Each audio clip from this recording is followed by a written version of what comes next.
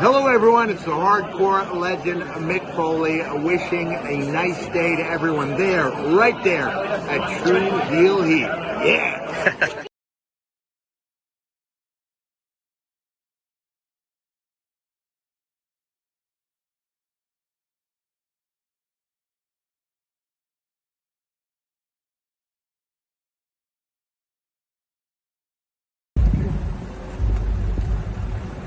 Yo, what up? You know what it is. It's your boy AJ Francis reporting to you live from New York City, the birthplace of hip-hop. And I'm telling you that I'm only tuned in with Tru Heel Heat Wrestling. Holla at me.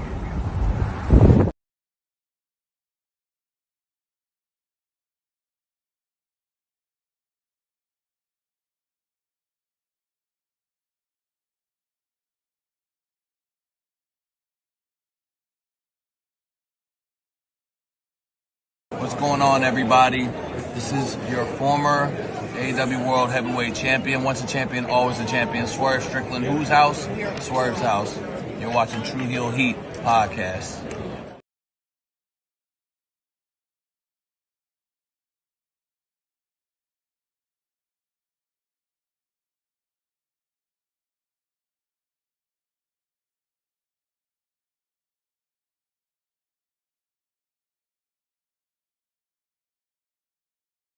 What's up, Tru Heel Heat? Tru Heel Heat. What's up? Tru Heel Heat.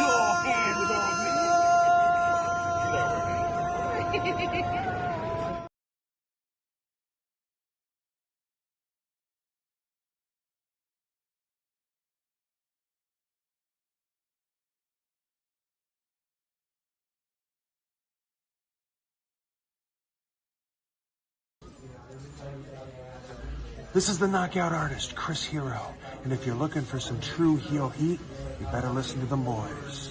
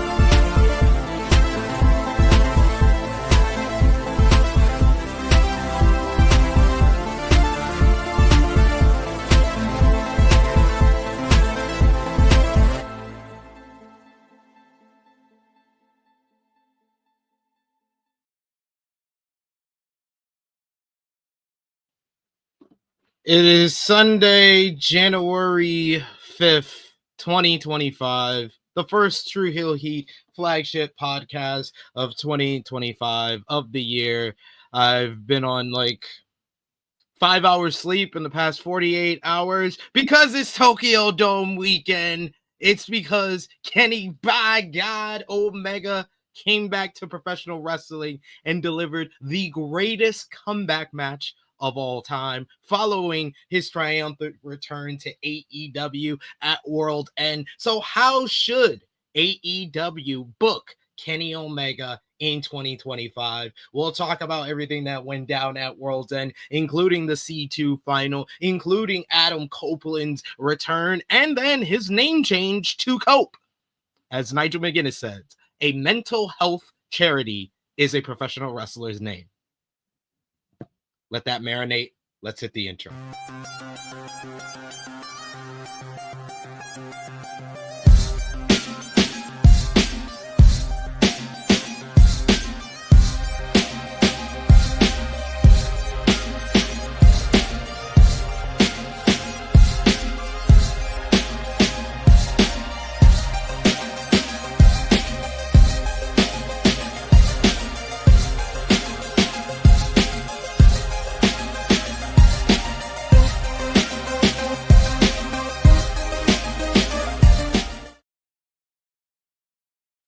Hello, hello, hello. It is me, your Tru Heel Phenom SP3. We are live for our latest edition of our flagship podcast, Tru Heel Heat 310 Mad God Dynasty. Discussing the latest wrestling news, including WrestleMania 41 plans taking shape as we head into this new year. We'll also be recapping this week in professional wrestling, and what a busy week to start off 2025 when you had NJPW's Wrestle Kingdom 19 event yesterday morning with Zack Sabre Jr. versus Shoto Umino going 43 minutes in the main event. We'll talk all about that. Also, this morning's NJPW X AEW Wrestle Dynasty event, which featured the return of Kenny Omega inside the Tokyo Dome, AEW Worlds End with the returns of Omega and Cope. Yeah, Dynamite Fight for the Fallen, their first simulcast on Max streaming service, Collision last night on Max as well. ROH TV. Yeah, it's STARDOM with two huge events this week, TNA, Impact, plus much, much more. And of course, the gang is back with us. Not Miss Chrissy Love. She's taking a sabbatical to start off the year. We appreciate her for using the holiday season to get the PTO. We miss her. She will be back next week. But we are joined by the True Draw himself, Josh. How are you feeling this week? Feeling good. New year. Lots to talk about already. So looking forward to it. And of course, joining us back to kick off the new year, his 1 month of visit, but he's been visiting more often. I think you've had like 4 visits in 2 months. So I that's a record for you. But he is on location in the Firefly Funhouse, I guess, with the Wyatt Six. He is Top Guy JJ. Yeah, parts unknown. I'm in a nice little homage place because little story with this one here.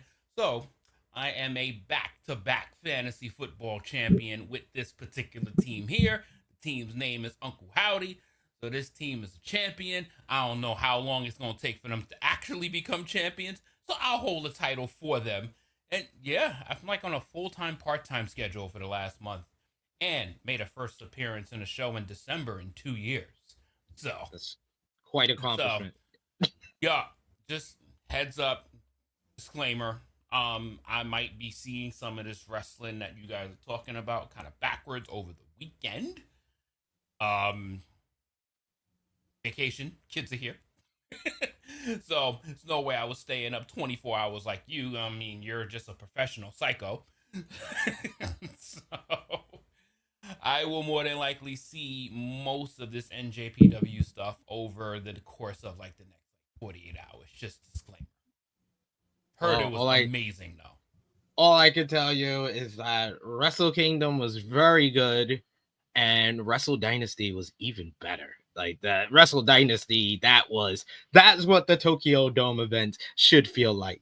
Definitely. We're going to discuss that to kick off the show this week. But Happy New Year. Welcome back to the flagship. We're hitting you with a new one, the first one of 2025 on a Sunday because of Tokyo Dome weekend. If you haven't already, we were live here last night with our watch along for Wrestle Dynasty. We had a whole bunch of videos throughout the week to cap off, put a bow on 2024. We'll have a couple of more for our Patreon backers and our members, but hope you enjoyed our worst matches of the year list, our best matches of the year list, our men's wrestler of the year list, as well as women's wrestler of the year list. And if you haven't already, go over and check it out. But we appreciate y'all for joining us live. We appreciate y'all if you're watching us on demand. Remember to show your appreciation back the simplest way possible. Let's drop the thumbs up on this video. You can also share share this video with all your wrestling fans, friends, and family on all your favorite social media platforms. If you're new to the Tru Heel Heat YouTube channel, hit that subscribe button, hit the bell to stay notified for all the great content here.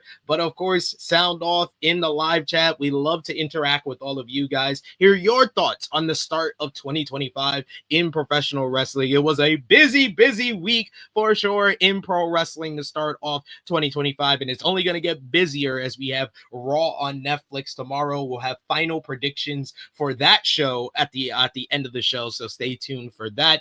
But sound off in the live chat. We'll highlight as many of your comments as possible. But of course, if you're feeling generous, you want to give back to what we do here, you want to show your support to the Tru Heel Heat YouTube channel, you want to start us on 2025 on the right note, you can send a super chat donation.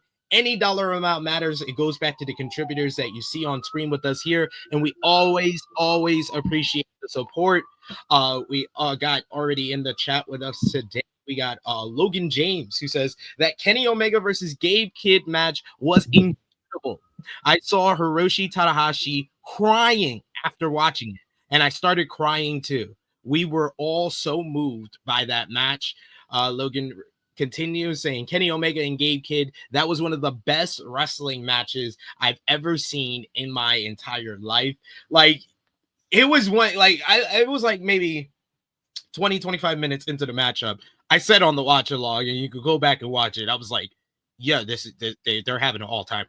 This is an all-time. There's rare moments that you realize you're watching something special, something that is a once-in-a-lifetime type of matchup, a star-making performance. But I think I said it. I said it on the New Japan Wrestle Dynasty, AEW New Japan Wrestle Dynasty review on Fightful. This was New Japan Pro Wrestling, Bret Hart versus Steve Austin, WrestleMania 13. This was solidifying the legend of Kenny Omega and just him being god tier professional wrestler in the Tokyo Dome. I said it last night as the match was going on. I was like, man, we need to name all the god tier wrestlers. Kenny Omega in the Tokyo Dome, Undertaker at WrestleMania, CM Punk in Chicago. Like, these are god tier, like, certain places, certain times. It's like in sports, it's like Michael Jordan gets the Jazz, Michael Jordan in Game 6, like that type of thing. Like, that's Kenny Omega in the Tokyo Dome. It's just god tier, the greatest comeback match I have ever seen. But most of all, a star-making performance for Gabe Kidd. He is the future Tokyo Dome main eventer. He's the future IWGP World Heavyweight Champion. We'll talk more about, Wrestle Dynasty in totality as well as that matchup. But my Lord, what a match! Like, that should have closed the show. There was nothing could follow that. Nothing was gonna follow that. We got here, I Make Beats in the chat, who says, what's up, THH? Thanks for the watch along and review this morning, SP3. I hope you got some sleep. Bro, I rewatched Omega Kid twice already. Let's go. I have not watched it back because I did get some sleep, like 2-3 hours-ish. So got some sleep.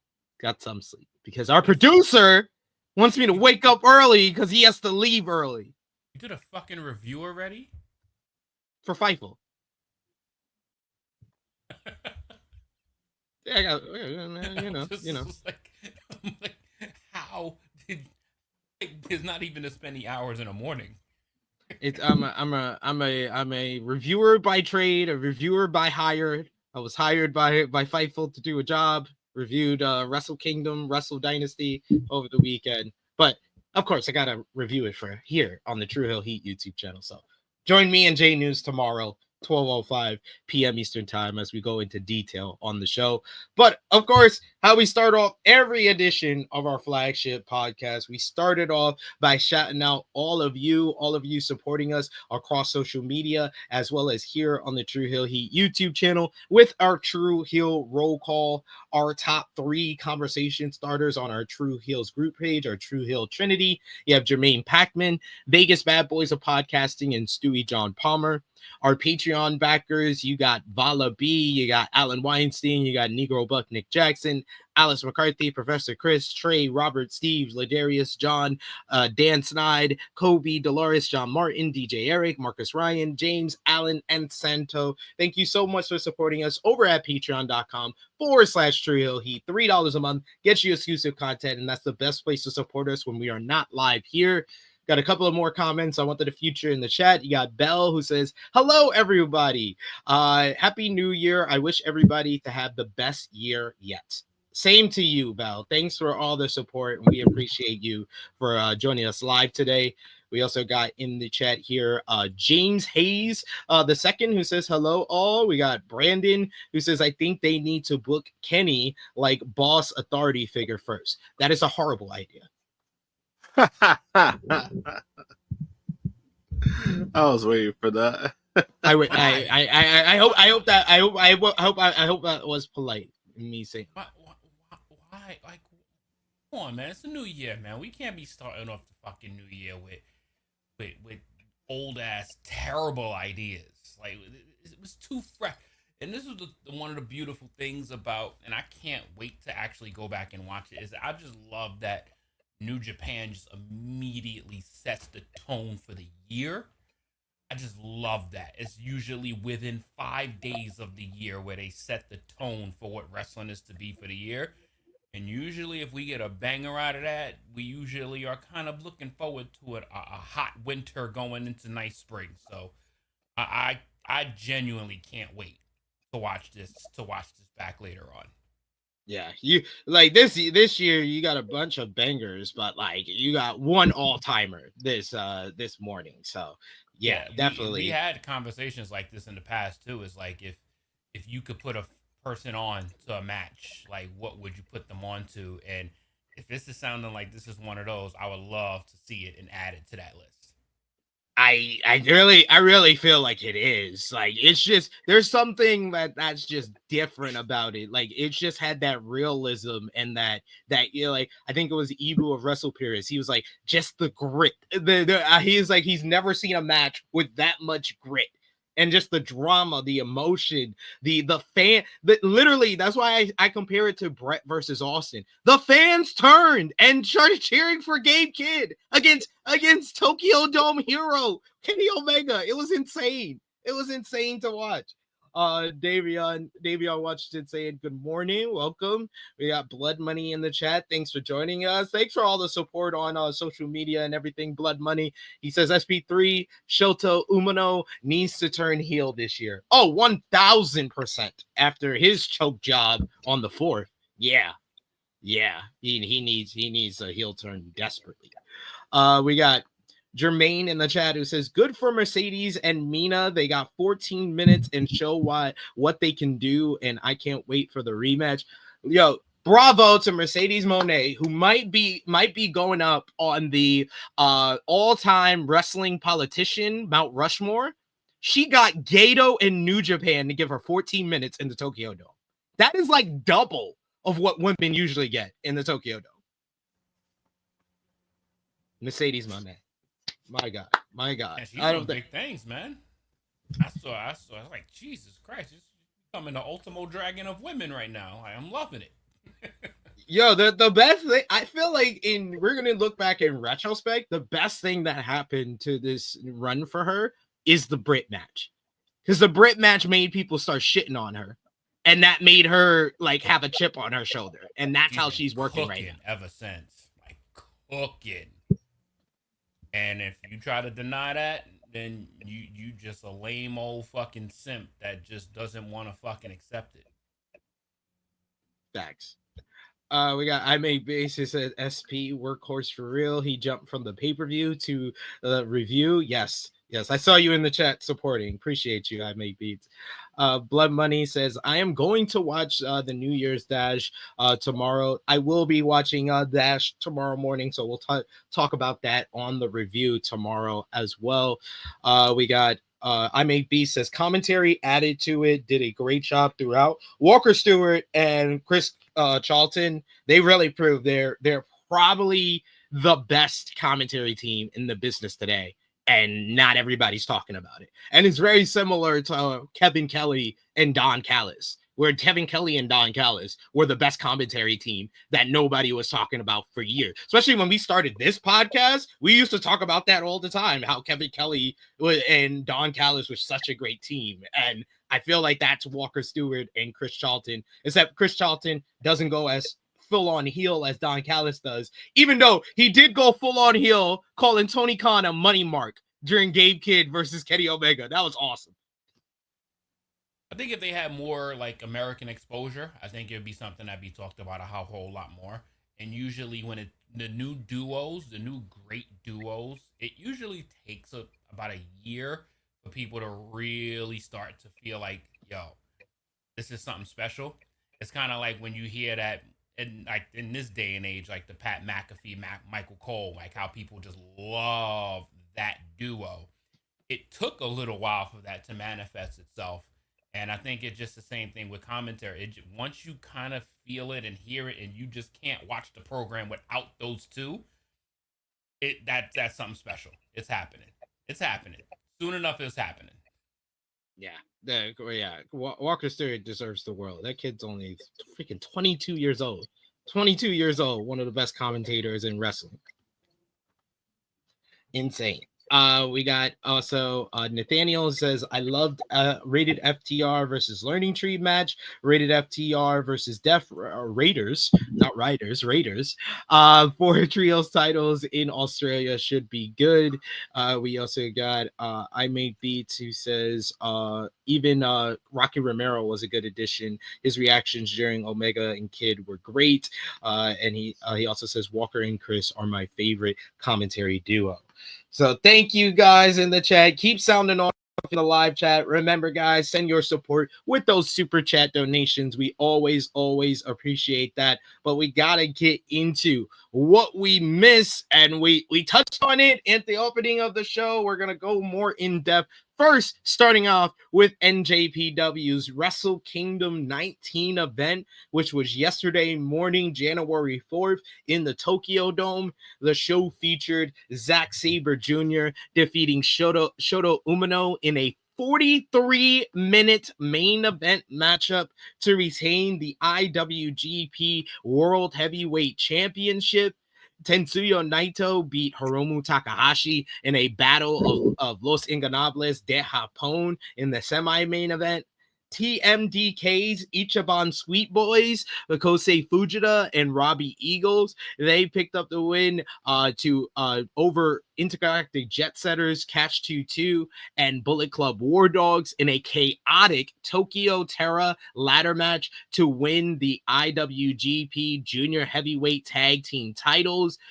You also had in the second match on the card, Mayu Iwatani beat Azumi in a great match to retain the IWGP Women's Championship. Great moment for Mayu, who earned the opportunity to wrestle in the Tokyo Dome.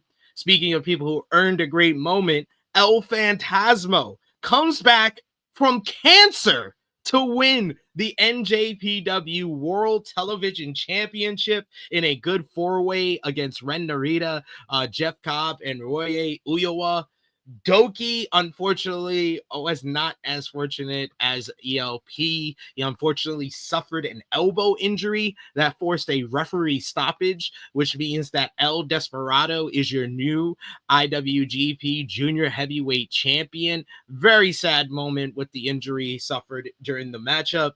Hiroshi Tanahashi turned back the clock and beat Evil in one of the most surprisingly very good lumberjack death matches I've ever seen. And I haven't seen that many, but still one of the best. Bonus match, you had House of Torture jump Tanahashi until Katsuyori Shibata in a NJPW ring makes a save. Shibata then went on to challenge Tanahashi to a singles match at Wrestle Dynasty this morning. Konosuke Takeshita defeated Shingo Takagi in an absolute banger to retain the AEW International Championship and win the Never Openweight Championship. And Yota Tsuji beat David Finlay in a fantastic encounter that was probably, spoiler alert for the review tomorrow, my match of the night. This was, oh my God. David Finlay, he's made me a fan. I am on the David Finlay bandwagon. I ain't gonna go as far as a lot of people was going after Saturday morning. I saw people going out the window. I did a review with shout out to Lyric Wrestling, shout out to Scott E Wrestling, where they went as far as to say David Finlay is now the second best Bullet Club leader of all time, behind Kenny Omega. Like, that's how far people were willing to go, because this man went out there and looked like an absolute star, had the stadium, big time superstar stadium show entrance, and then delivered the best match on the show. And he outclassed the guys in the final two matches where the show peaked with David Finlay and not the main event. So, like, man, I am a huge David Finlay fan after this weekend. I think that he needs to become the IWGP World Heavyweight Champion. This was quite the impressive performance. But, Josh, I don't know if you've watched the event yet, but your overall vibe check and thoughts on yesterday's Wrestle Kingdom before we get into what went down this morning at Wrestle Dynasty. I was able to see some of the matches. Not all. The matches I really wanted to see. That's the matches I watched, basically. And from what I saw, I mean, it was a good show. The main event was pretty surprising with how long it went. What was it? 43 minutes? 43 fucking minutes. I try to just rush over it nicely, but oh my God, that might have been the worst Tokyo Dome main event that I've ever seen. Like, yeah, that was great. I haven't watched too many Wrestle Kingdoms live. I've been watching Wrestle Kingdoms live for about a decade now, but that's the worst of the decade. That was the worst of the decade, because Zach is a very much limb work, submission work, 15 to 20 minutes. Maybe he can go 25. When you try to go 45 in the dome, you just started pushing him this summer. And then he's versing a guy who's not over. So what the fuck? Yeah, that was a little. I was like, damn, this match going pretty long. But then also, I think, I don't know, it was kind of weird because online it was very a mixed bag. There was people who absolutely loved it, and then there was people who completely trashed it because they're like basically saying the same thing that you're saying. They're like, Zack Sabre Jr. is a guy that shouldn't be going 40 minutes in a match. And I know Ibu kind of said the same thing. He didn't trash it, but he was just like basically saying like Zack Sabre Jr. shouldn't be going 45 minutes in a match. So it's, I don't know. It's one of those things. I think Ibu made a good point, because he said, like, New Japan can't keep making these people try to fit the same structure that Okada and Tanahashi did. Not everybody. It's a narrative thing. Yeah. Yeah, it's kind of one of those things where it's like, if that's not what their style is, then you probably shouldn't be forcing certain things that it's not going to go well. So again, I mean, there's people, there's somebody who praised it. They're like, this is like textbook of like what they do and shit. Like, there was people who loved it. I don't know. I was just like, for me, it was just more of like, yeah, it was cool like the first 20 minutes, but I was like, the match went too long, and I don't think it was necessary to go that long, especially if this guy was going to lose. And did it do him any favors? That's how I always see it. I always see, like, if you're going to have somebody go like that long of a match, right? And you're trying to push somebody, right? Like, you got to see like what it does for them going forward, right? It's like when Kenny Omega and Okada went the first time. Kenny Omega didn't win, but because their match was so fucking great, it solidified what was going to happen with Kenny Omega going forward. This one, I just don't know what's going to happen with Shota. Like, I think he'll eventually become champion, but I just don't think it did him that much favors, to be honest with you. And then you had that picture of his fucking Zach sitting on his head. That it's pretty embarrassing. That was like, damn, bro. Nah, the more embarrassing picture is him crying when he's in the entranceway.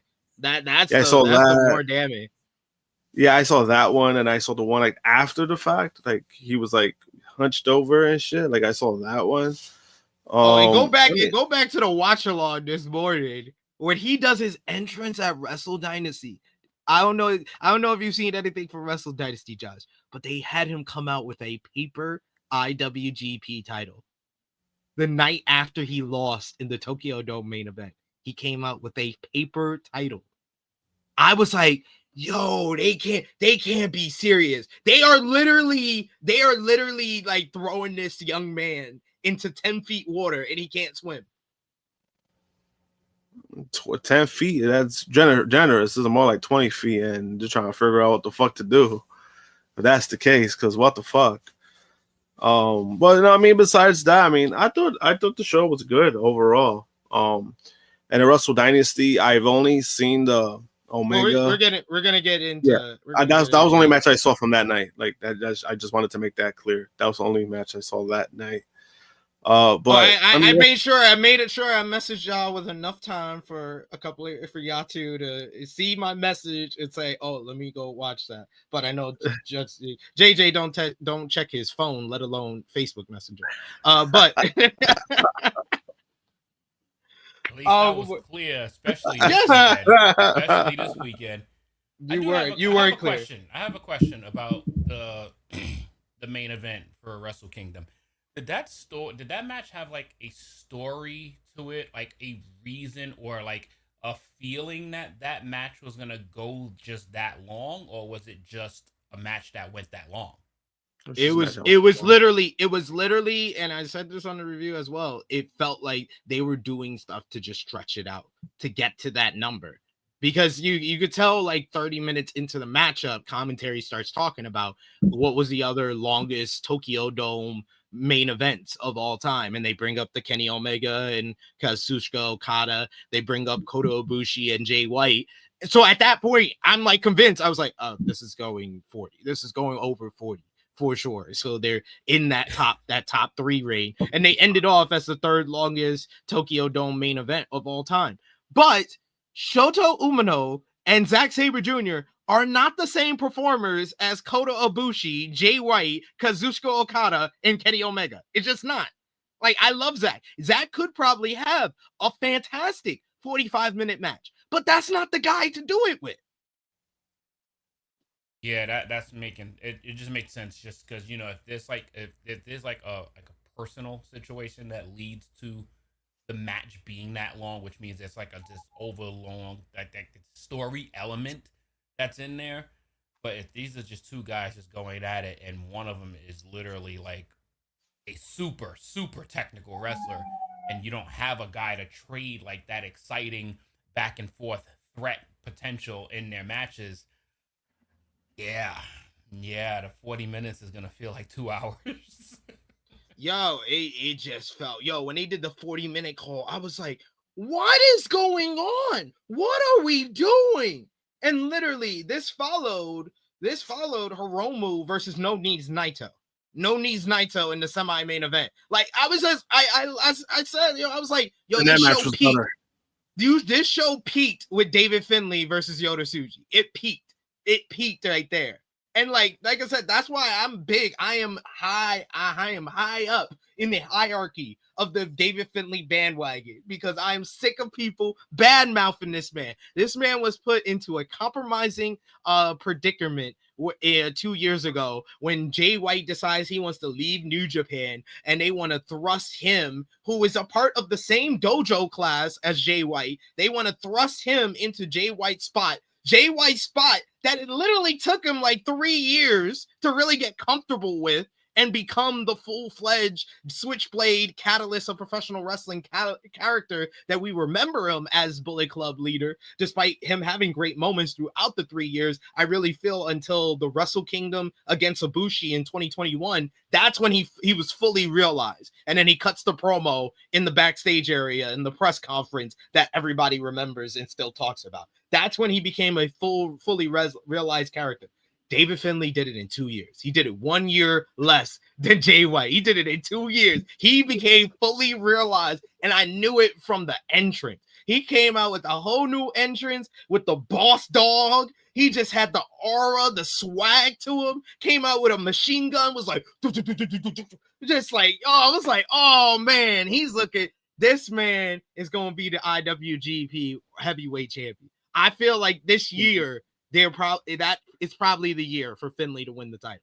And then honestly, they kind of had to. He kind of had to do it in shorter time because they did lose too many guys. You know, they lost Ospreay, they lost Okada, so he was in a situation where kind of maybe they did have like a kind of similar thing, maybe like a 3-year plan, and then they're like, no, we gotta we gotta cut this, we gotta cut it short to by the year because we just lost our guys.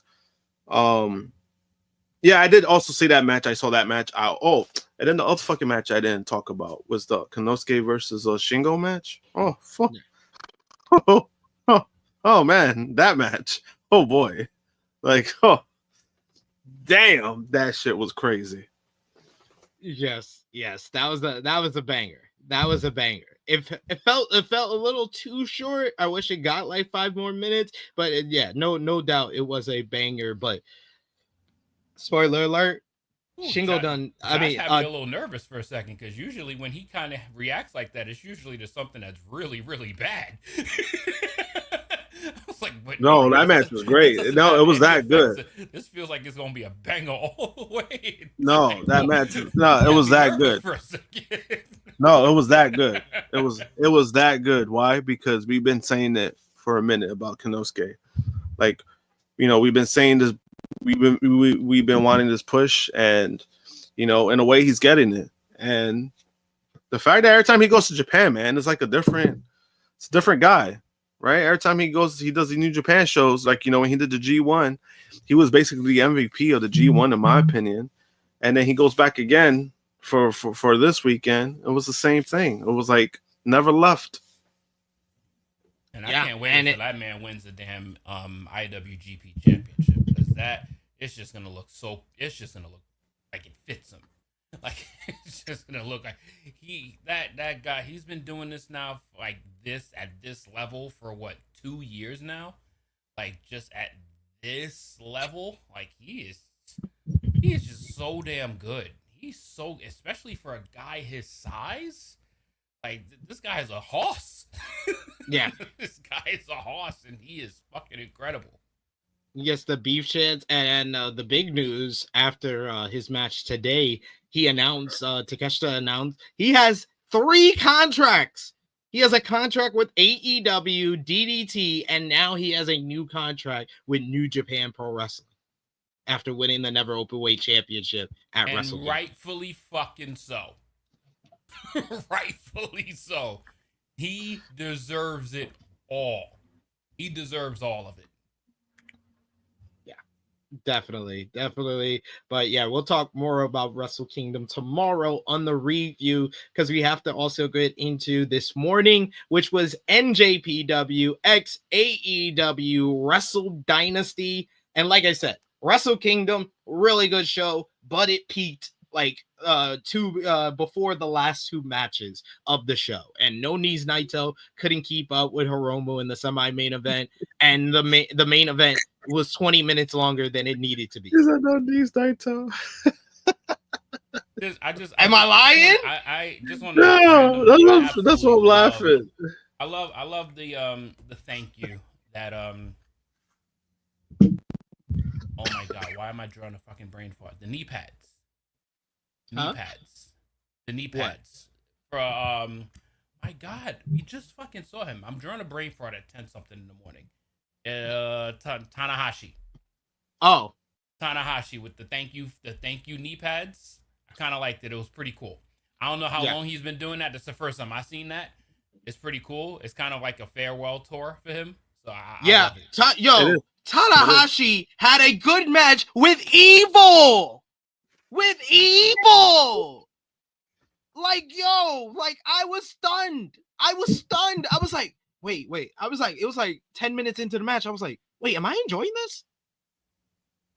I was like, it had House of Torture interfering and shit, had the Lumberjacks in the ring and shit. but I enjoyed it. It was a vibes. Like it was just a vibes type of matchup. That Tokyo crowd was living and dying on everything Tanahashi. Did not want to see his career end.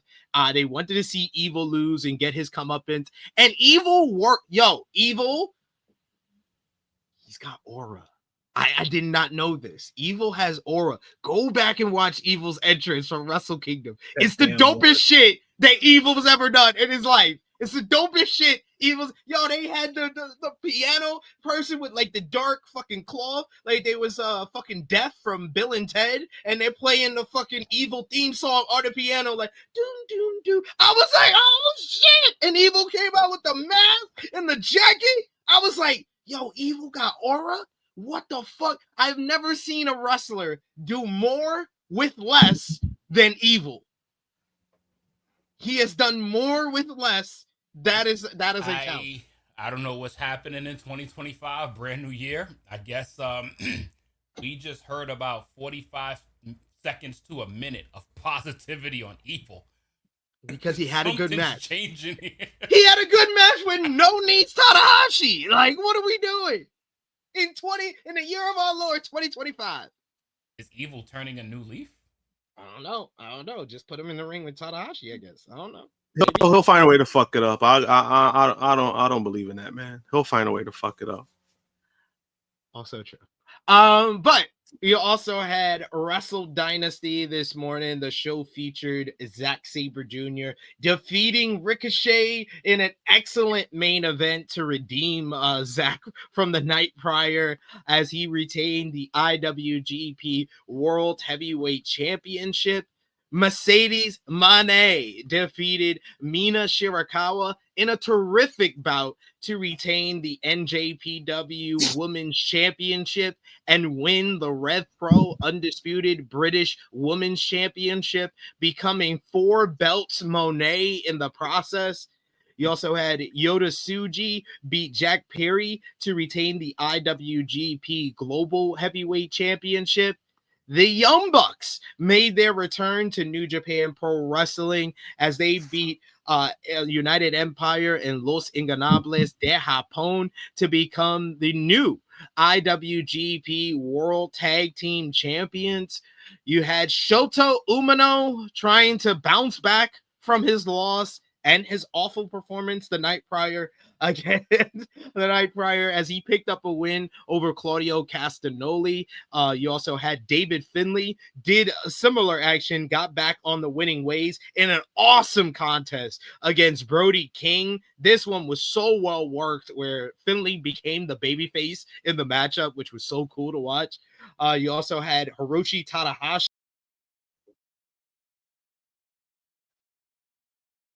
Oh snap! SP3 just won. Oh, did we just lose SP3? Yeah. He's in such hype mode about Wrestle. Got bumped off. Yeah. Also, boom, and then also he was gone.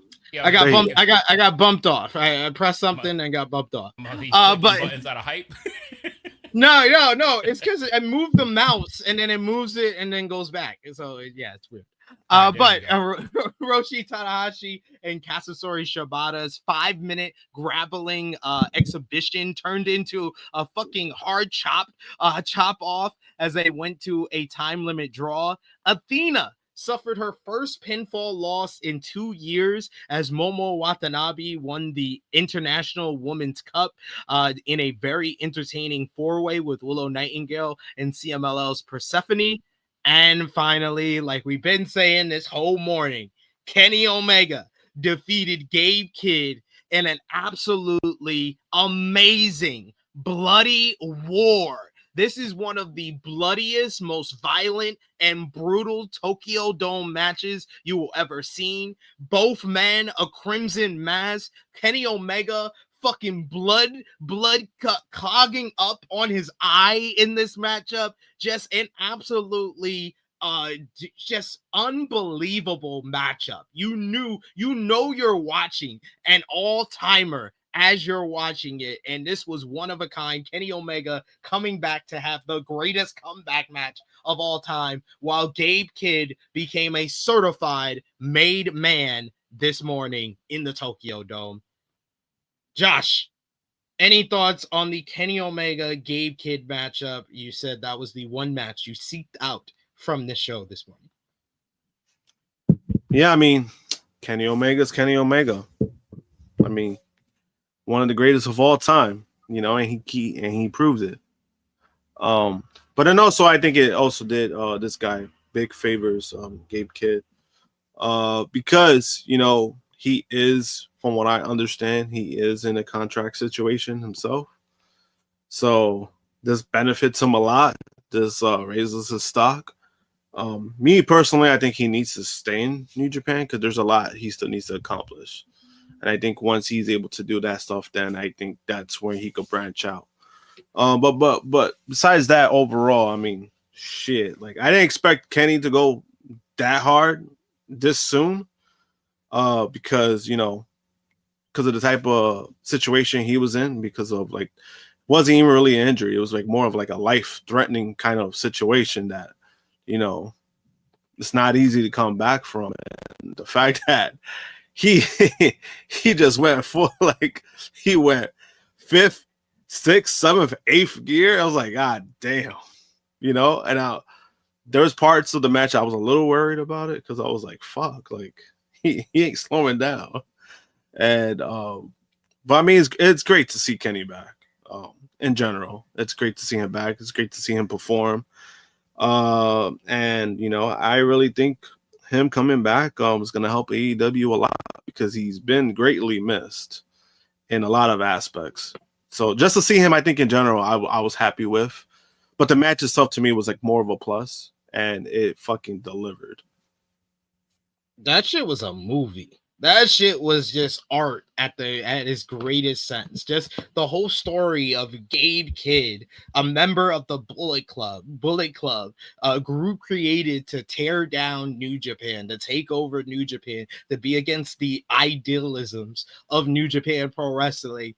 And it's that guy, Gabe Kidd, the madman, who's representing New Japan, who's busting out an Antonio Inoki moves. But not only Antonio Inoki moves to pay tribute to the founder of New Japan, but he's doing it to work over the stomach with the diverticulitis of Kenny Omega. Like, just the storytelling in this matchup was completely incredible. Like, you have to go out of your way, seek this out. This is the benchmark for match of the year. Started on January 5th. We might have already got our match of the year. And this is literally 2 years after Kenny did the same thing with Will Ospreay 2 years ago. And the same place. So I understand. Kenny Omega is a different animal in the Tokyo Dome, regardless of people are going to probably say like, oh, Dave is only going to give it 6 stars because it's in the Tokyo Dome. It's like, no, it's because Kenny Omega is in the Tokyo Dome. Artistically, no one's on the level of Kenny Omega. Like, I think the only person who was to me was Bryan Danielson. And I'm saying that as someone who has been on this podcast, has been on this show, saying that Will Ospreay is the best wrestler in the world. But like this morning showed me Kenny Omega artistically and storytelling wise, psychology of a matchup, the way he sells, why he sells, what he does, everything has a meaning. Everything has a purpose in his matchup. There's no wasted motion. There's no, oh, let's do this move because it's going to look cool, which sometimes I do think that Will has that kind of aversion to him because that's the type of wrestler he used to be. Kenny Omega knows every single moment of a matchup. It matters. And that's what that's what was showcased in this match this morning. And Agreed. Anyone, I don't know if it's been talked about, but this guy looks like he's in the best shape of his fucking life. Like, he looks phenomenal. like he's been working. Yeah. And I mean, I think it's something that everybody has, like, Kenny Omega, when he's in the ring and when people see him, he is the best. He is the best. It's just he hasn't been around like enough for that 2-year period and I think kind of almost like a blessing and a curse at the same time, because it gave you the ability to see how great a Will Ospreay is. But Kenny Omega, like, I mean, he's basically your favorite wrestler's favorite wrestler. Like, he is a perfectionist when it comes to in-ring storytelling, and that's why he was always, like, especially for AEW's sake, always been my favorite AEW wrestler, just because he is just so well crafted in what the meaning of his matches are. Like, everything he does, like you said, literally there's a purpose behind what he's doing. Like, he doesn't have any wasted moments. And this is with anybody he's in the ring with. And when you get somebody good, man, sky is the fucking limit. But like, yo, Gabe Kidd is special. He's a special dude. Like, just his whole overall story is just so fascinating to me. This is a guy who, you know, came up on the British independent scene during the boom period of the 2010s. This dude was in What Culture Wrestling in the late 2010s, beating Cody Rhodes during Cody's initial my wish list, the wish list run that he did right after he left WWE. Gabe Kidd was one of the few guys that beat him during that run.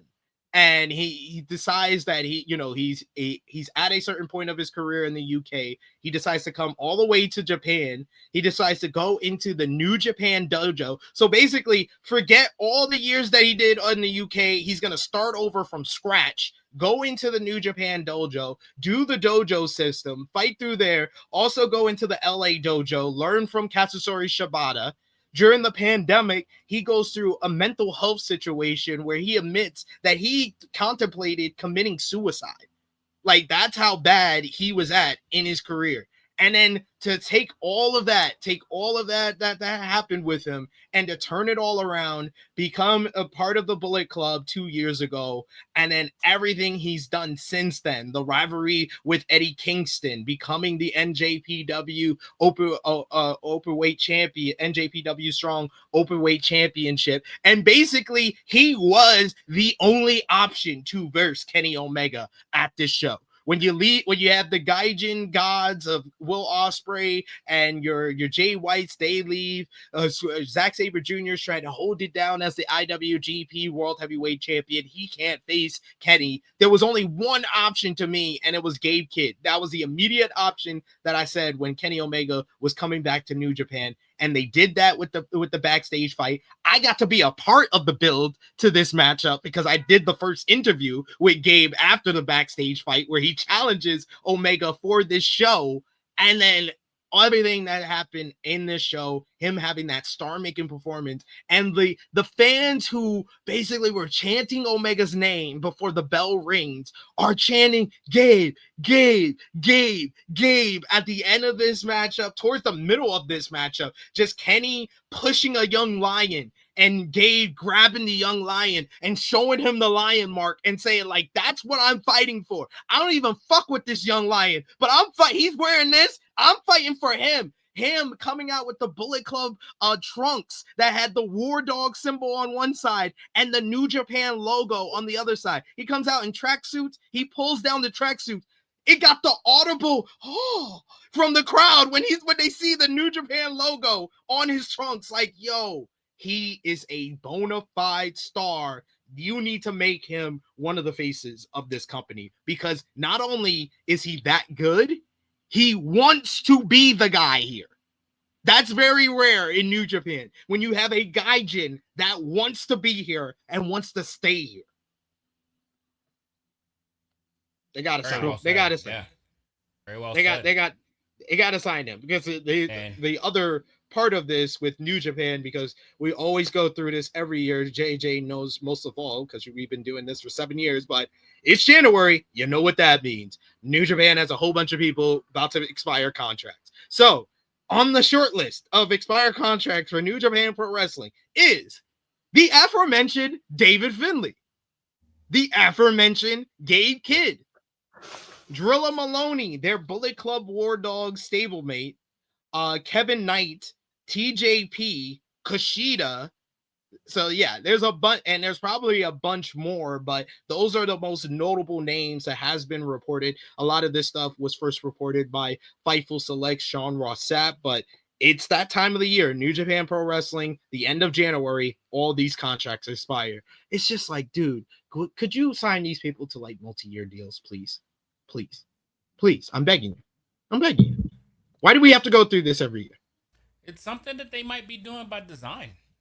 I know. It's almost like Wrestle Kingdom is like their benchmark of who's gonna have a strong year for us, who's gonna take us through the year. And I'm pretty sure they watch people's reaction, they listen to people's feedback, they see what their performances are like, and if this doesn't get especially Gabe Kidd and David Finlay their bags for them, then I don't think there is a fucking purpose for them to have their contracts here, because if this weekend is not the fucking benchmark for them to get paid, then yeah, I don't know what the fuck their system is then, because then they just are just doing it just out of spite. Yeah, like New Japan, you gotta pay these guys. Like these guys went out there. David Finlay, I said the Wrestle Kingdom that was his contract game. You know how they say, JJ, with football, basketball, this guy's got a contract year. His contract's expiring. He's playing for his next contract. That's what David Finlay did this weekend. He played for his next contract, and Gabe Kidd had one match that should have got him all the money in the world. That's what it sounds like. And the good thing about it is that all of those people that you named, those are probably going to be the main two that they have to spend like real dollars on. Like, you know, you could sign Kushida back for not the low, but you ain't got to like overspend for him. If you give Kevin Knight another contract, that's just basically you're giving him a raise. But the ones that you're giving bags to that is going to take your company through the year are those two guys there. Is Gabe Kidd and fucking David Finlay. Like, those would be the two that would take this company into the year with, you know, like you guys mentioned earlier, with all of the people that they lost in 2024. Like, come on. And especially with all of this star power that's shifting places and people that is just listening to offers from everybody, lock these motherfuckers in. Lock them in. Yeah. This is the most competitive like free agency market in wrestling. So yeah, you gotta lock in, especially when you know that David Finlay, his father, has that connection to WWE. Like, you better lock in. Yeah, especially if based on what you're saying, like, you know, Tony Khan will throw the fucking Fort Knox bag at fucking Gabe Kidd, and then if there's any connection to WWE at all, if Triple H knows that there's a sniff of availability, he is going to try his damnedest to scoop up David Finlay and do some post WrestleMania shit with him. So please, just lock them in. Just lock them in. Yeah. We got Chief who says, Gabe Kidd earned that contract. Lock him down now. Absolutely. Gabe Kidd is just an electric character. Like, man, just strap the rocket to him. He's going to be your Tokyo Dome main eventer probably next year or the year after. David Finlay, Gabe Kidd, and that's going to be a great rivalry to do, because it was David Finlay who brought Gabe Kidd into the Bullet Club. So, you know, eventually they can do the whole storyline with Gabe trying to usurp freaking Finlay as the leader of the Bullet Club. But New Japan, I will give them credit. They lost Will Ospreay, they lost Jay White, and they found their replacements, David Finlay and Gabe Kidd. They found their replacement, and they really stepped up this weekend. So we're going to talk more about Wrestle Kingdom as well as Wrestle Dynasty on tomorrow, 12:05 p.m. Eastern Time. It'll be myself and Jay News with our NJPW Wrestle Kingdom 19 and NJPW AEW Wrestle Dynasty reviews. So join us live for that. We'll talk more in depth about everything that went on. The one last note, I mean, Mercedes Moné, what can I say about her? Like, just her first Tokyo Dome matchup. Like, we have to really kind of appreciate how much of a politician Mercedes Moné is, because these women don't be getting no 14 minutes in no Tokyo Dome. Like, we were on the watch along and we were like counting it down. We were like, oh my gosh, she's past the 10-minute mark. Oh my God, it's past the 12-minute mark. Oh my God, we ended at 15. We were like getting hyped. Like it was cool to watch. And I felt like her and Mina really stepped up to the occasion as well. And Mina Shirakawa, what a star she is. She's an absolute star. We got I love our producer is asking if JJ has seen the anti AEW promos from Gabe Kidd. Guess kind of Gabe Kidd. That's who Gabe Kidd is. Not really a promo. It's just him telling how he really feels. This man doesn't like act. He is acting like he hasn't watched wrestling for over 30 fucking years. Money in a conversation changes everything. It's true. This is true. This is true. What do you think about it was Lyric over on the Fightful post show who said that she thinks that Mercedes Moné might be going for the CMLL Women's World title next. What do you think about Mercedes becoming the new female belt collector in 2025, Josh? I love it. It pisses people off even more. That's what she should do. I'm all for it. Mercedes is in her pissing off era right now. She's trying to piss off everybody. She missed out on Women's Wrestler of the Year for Tru Heel Heat in 2024, and now she's pissed. I mean, it's been working. That's right. Yeah, Tru Heel Heat. Kings of motivation. And listen, it's almost like, and I love that multiple places are kind of doing this. Multiple companies. It's like they're trying to build to a degree, and it could be in different paces, but that female superstar that is not in the WWE. And if this is a possibility and they make this shit and they do it right, Mercedes could end up being the queen of women's wrestling in general. And oh boy, would that just be like a big middle finger to those people in Connecticut. Like, just saying, like she's on her way. She's on her way. So don't be surprised. She's breaking down barriers of what women's wrestling was supposed to be, and like she really changed the game, making the decision that she did 2 years ago to come to New Japan Pro Wrestling. So this was kind of like a full circle moment for her because she's really changed the game for women's wrestling in general. Mercedes leaving WWE. You also got to give her credit for sticking to her guns, because remember when she left to Japan. What was the apparently the word that came about in WWE about Triple H saying like, oh, that she's going through a phase. She's gonna come back. She's just going through her phase. And it seems like ain't no damn phase because she's been gone ever since. She seemed happier than ever without you in this phase. Like, but it's also a credit to her because the fact that if she's able to just stand on business, and then also a credit to the companies because they're doing right by her. So it's like, it's kind of a combination of it all. Like, they're going to try to make her as happy as she can be. And then also, she's going to give them everything she got. How the fuck can you not be happy if both sides are really enjoying what they're fucking getting? Like, so, Hunter, you might have to wait another 10 years before you see the return of Sasha Banks, because that shit ain't happening. And you better get your fucking shitty women's division together, or you ain't never gonna see her again. The fucking most talented fucking women's roster in all of wrestling, and it is still one of the worst. That is so. It's still the worst. It's still the worst. It's like it's ridiculous. Like there is no excuse. There is no excuse for WWE to have this bad of a women's division. And I'm sorry, Chris. Chris, you're cool. We see you in the chat all the time. We appreciate you for joining us live. But don't be hating, because we know you a Bailey fan. And this just sound like you the dude on the corner who try to holler at the girl and be like, and when she don't answer you, you just turn to your friends like, she ugly anyway. She ugly anyway. Because she gave top to everybody on the block. Because guess what, Chris? You know who really sucks? Bailey in the eyes of WWE, because that's how they treat her. Damn. I don't think that, but I'm just going by how their boss treats them, and she ain't going nowhere. She is complacent with trash ass booking.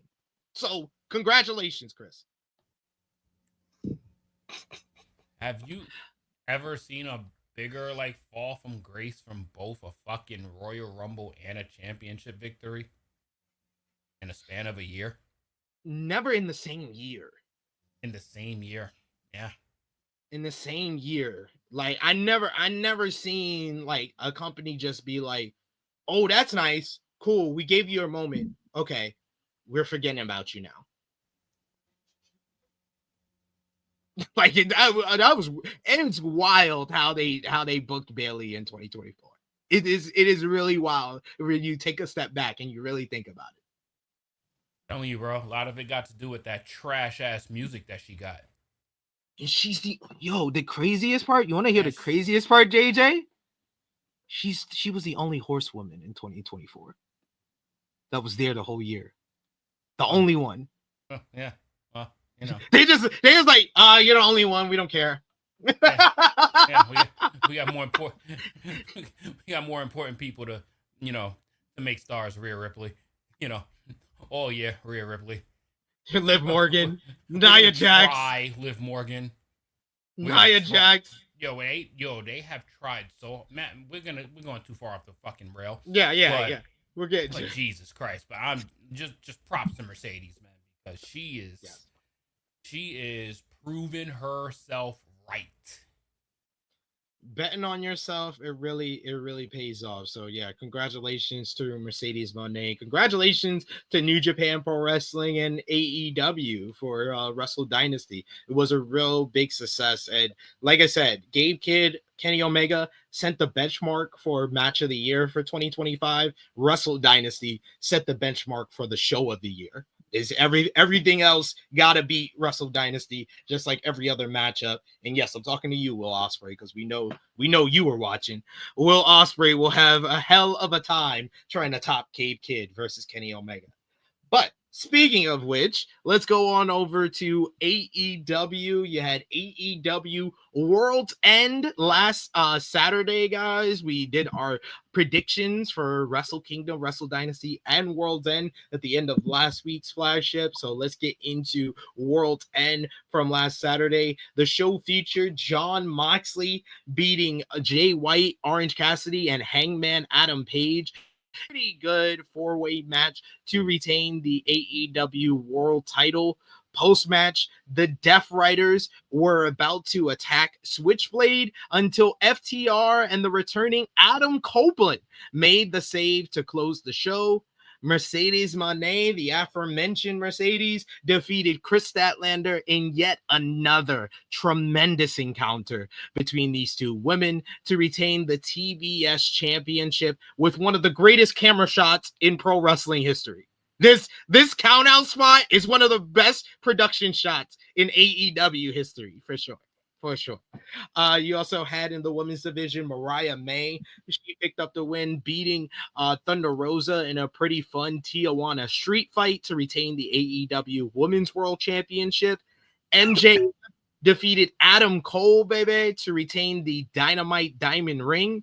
Post-match, Undisputed Kingdom reunited with Kyle O'Reilly and Roderick Strong, helping Cole get revenge on Max. Konosuke Takeshita beat Powerhouse Hobbs in an awesome hoss fight to retain the AEW International Championship.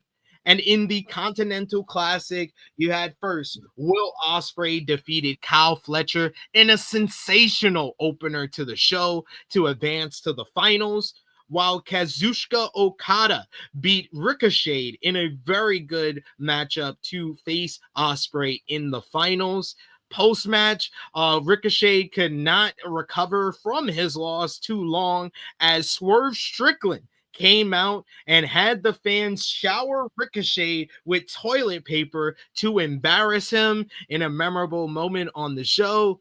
Later in the show, though, it all came down to this. The finals of the Continental Classic, Kazuchika Okada defeating Will Ospreay in an absolutely phenomenal encounter to win the tournament and retain the AEW Continental Championship. Some of the best selling of Will Ospreay's career, him just selling it, looking like a zombie coming out before Okada worked him over for a long time. And then the final 5 to 6 minutes, it's some of the most awe-inspiring, unbelievable in-ring action you will see. Okada and Ospreay have chemistry like no other.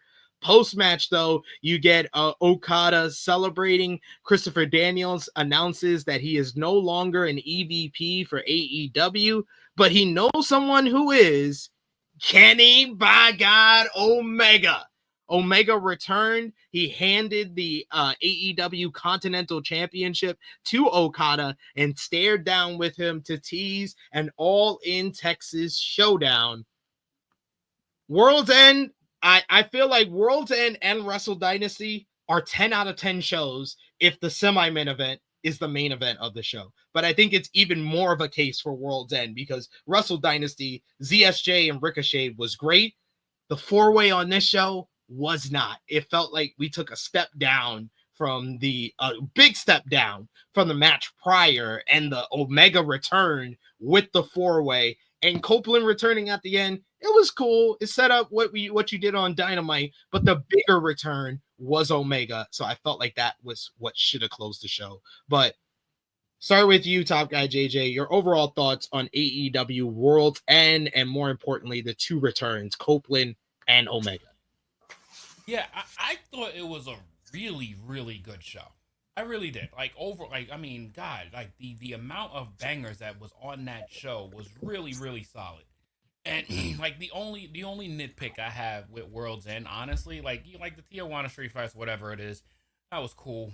Whatever. This is that one of those rare shows that the title match should not have main evented the show. The finals to the Continental Classic should have main evented the show.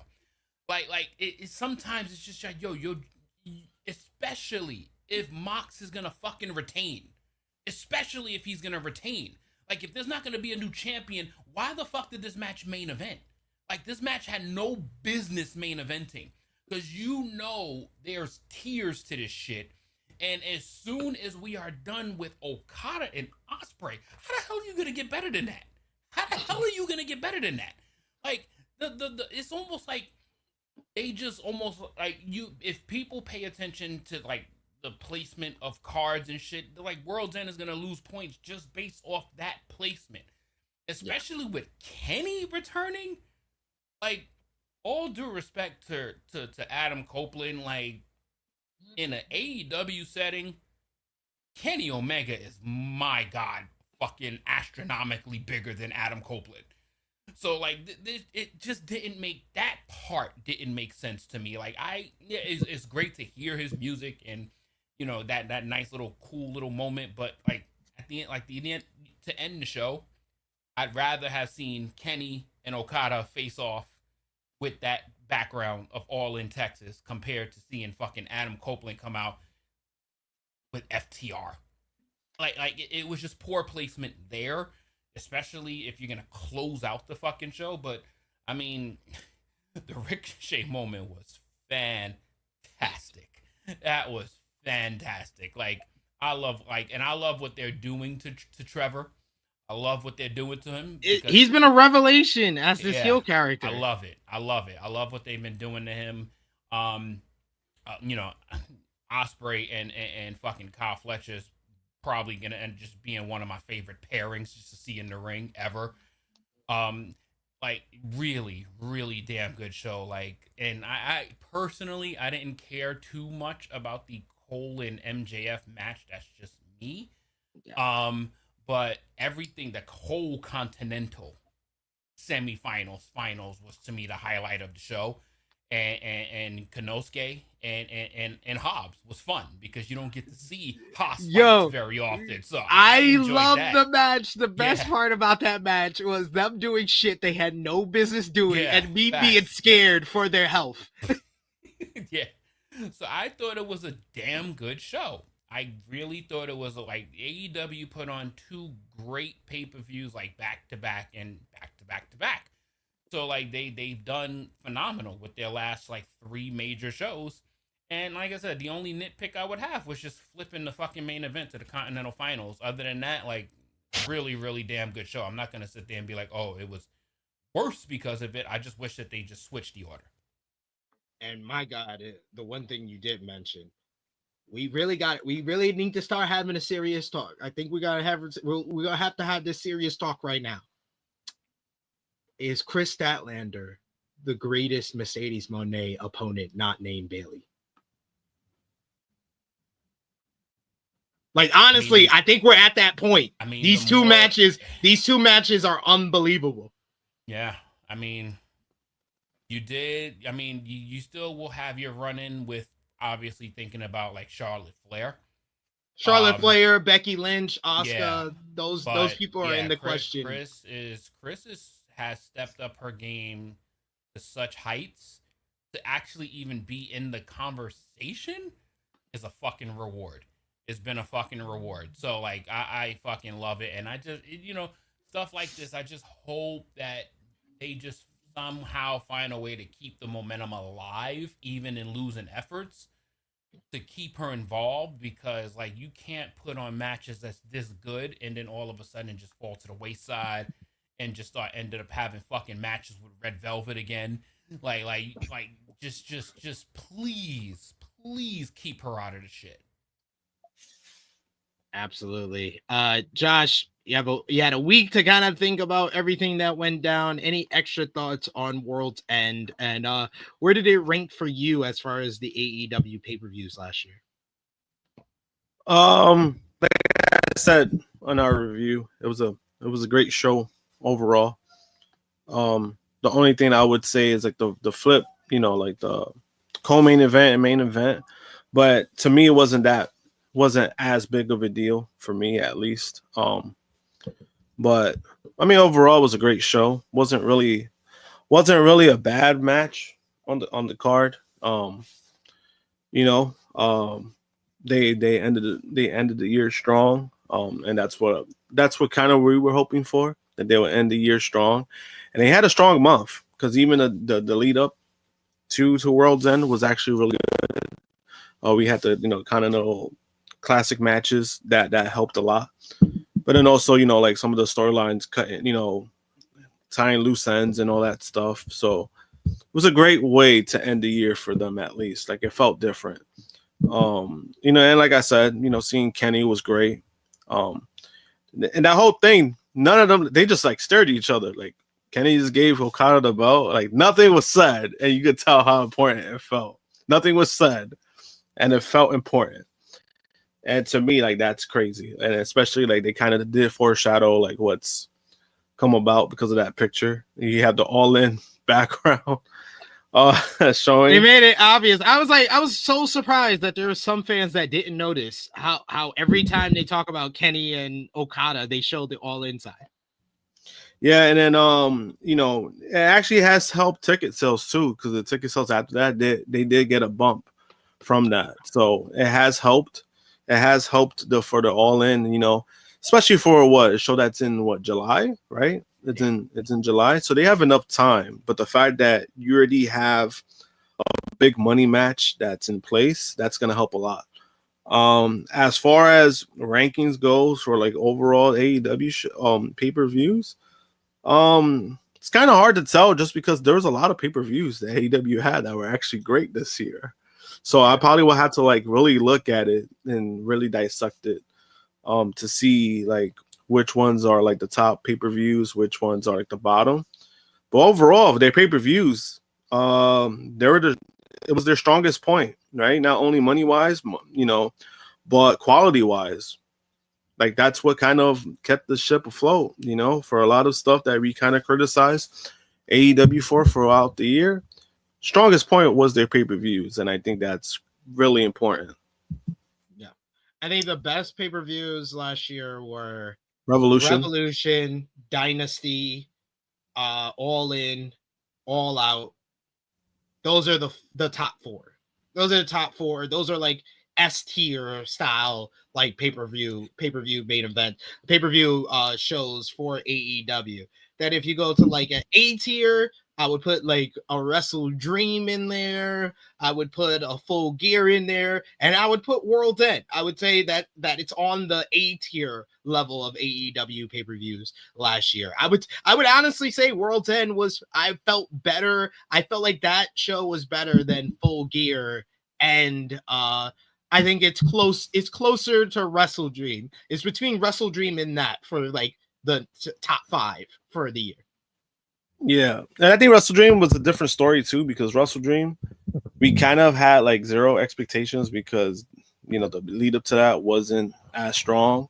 But then the fucking pay-per-view was actually great. We're like halfway through the pay-per-view, it was like, holy shit, like this is actually turning out to be great. Exactly. Sometimes they can turn things around.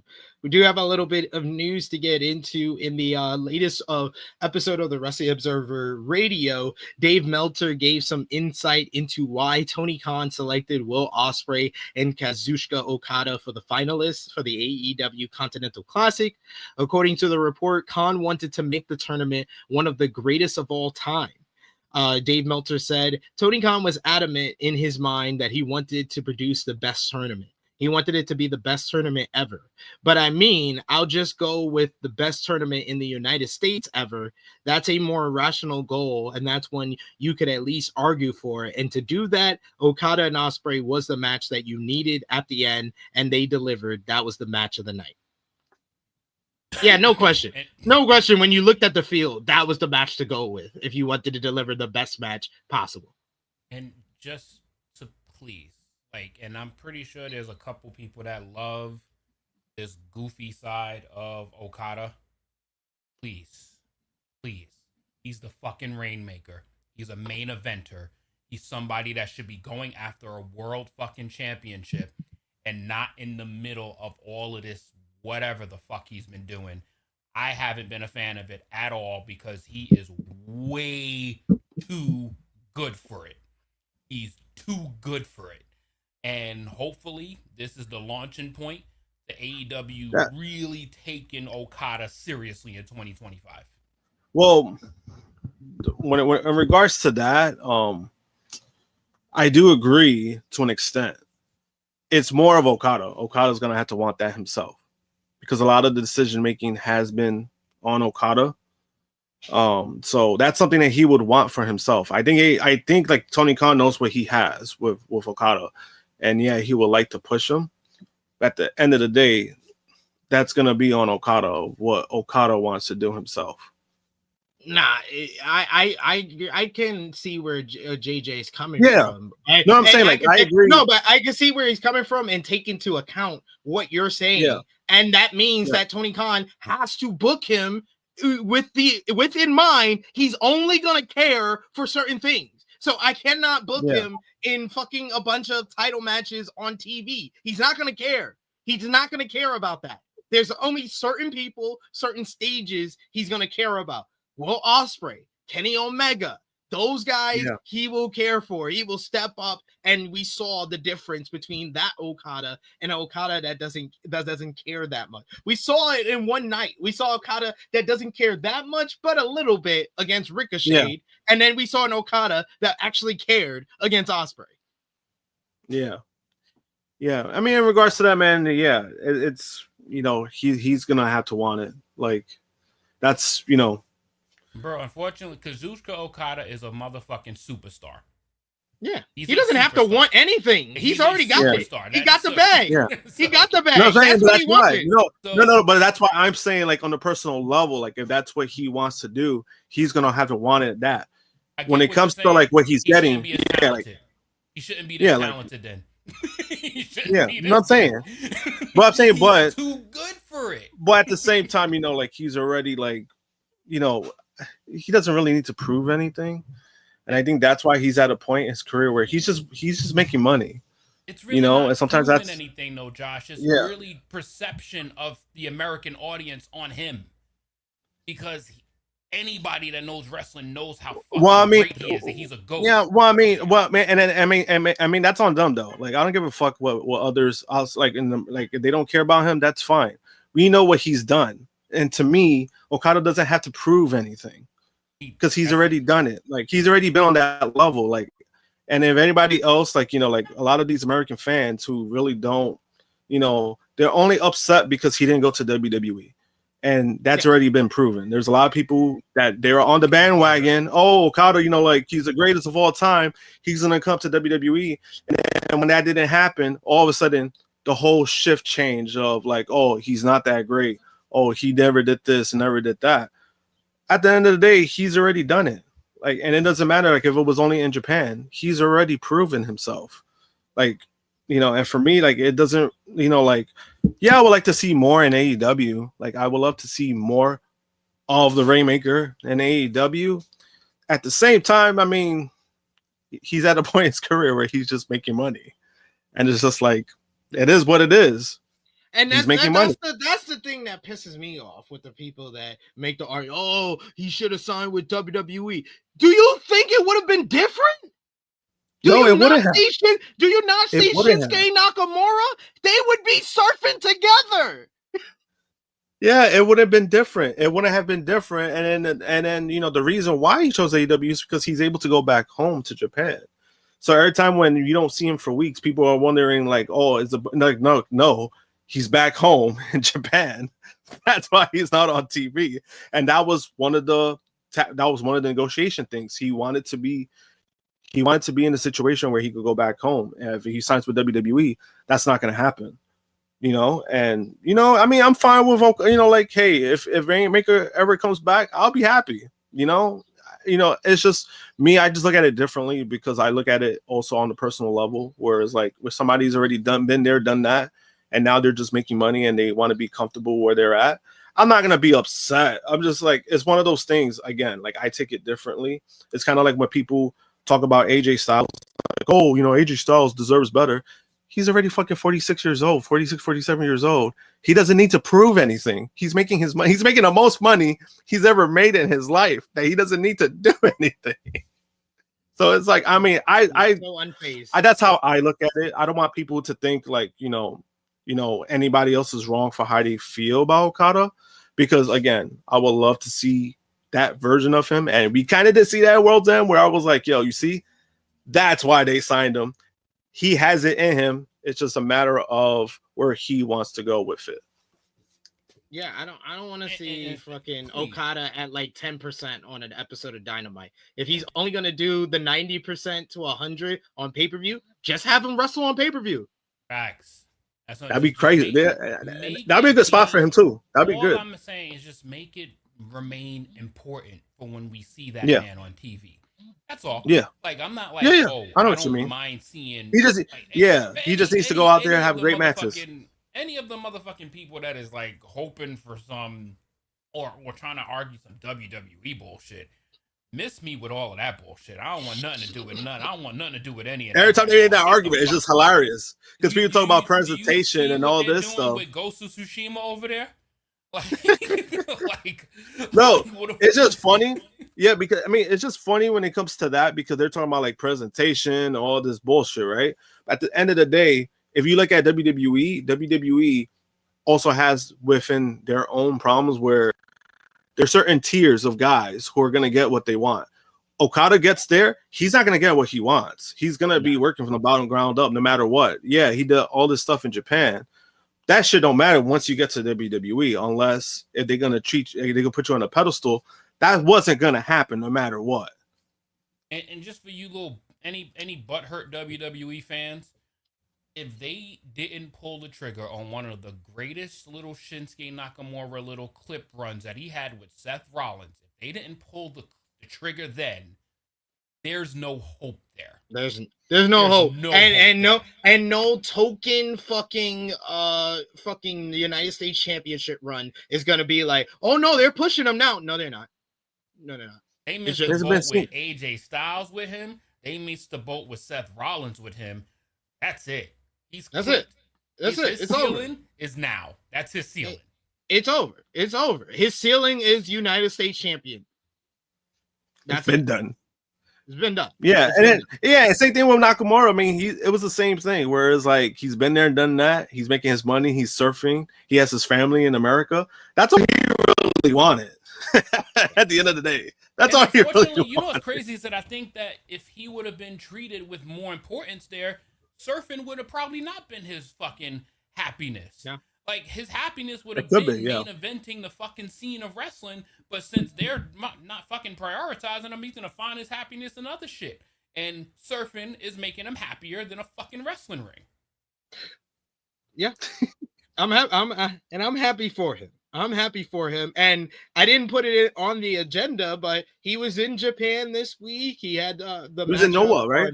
Yeah, he had the matchup at Noah. Noah, the New Dream. He pulled off a win against Yuka Sakazaki.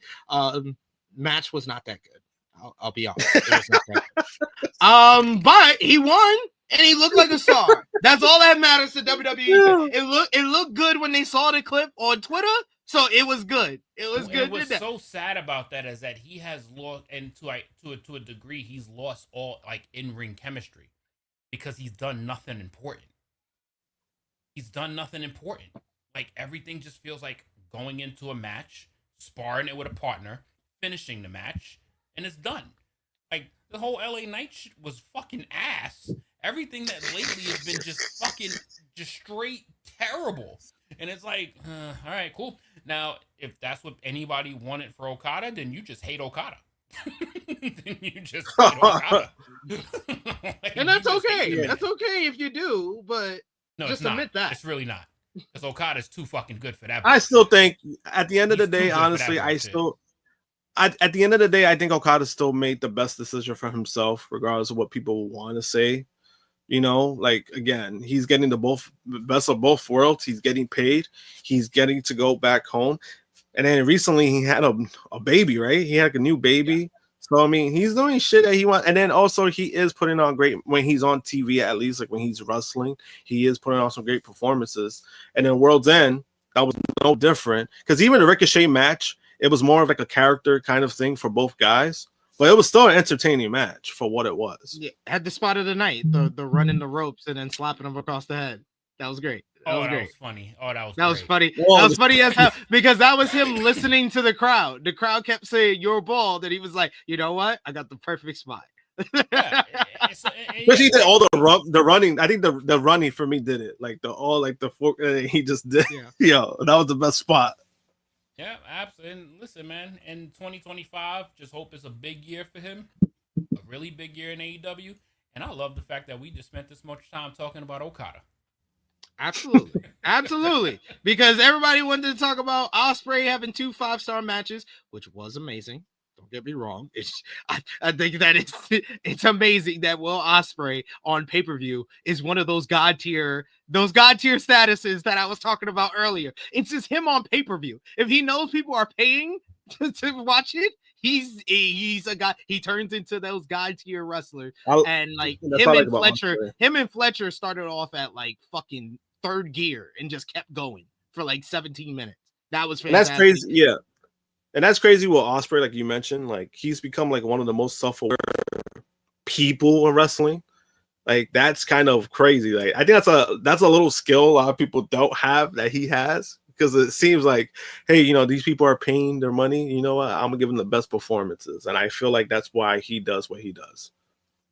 Yeah, he's been knocking it out the park as of late. So got to give it up for Will Ospreay. But yeah, and everybody wanted to talk about, you know, Kenny Omega's return, which was great, and it should have closed the goddamn show. But that lead us. But also what we're talking about, like, remember we talked about it like a month or so ago. Those AEW stars are starting to rise. They're starting to come. They're starting to hit that surface level.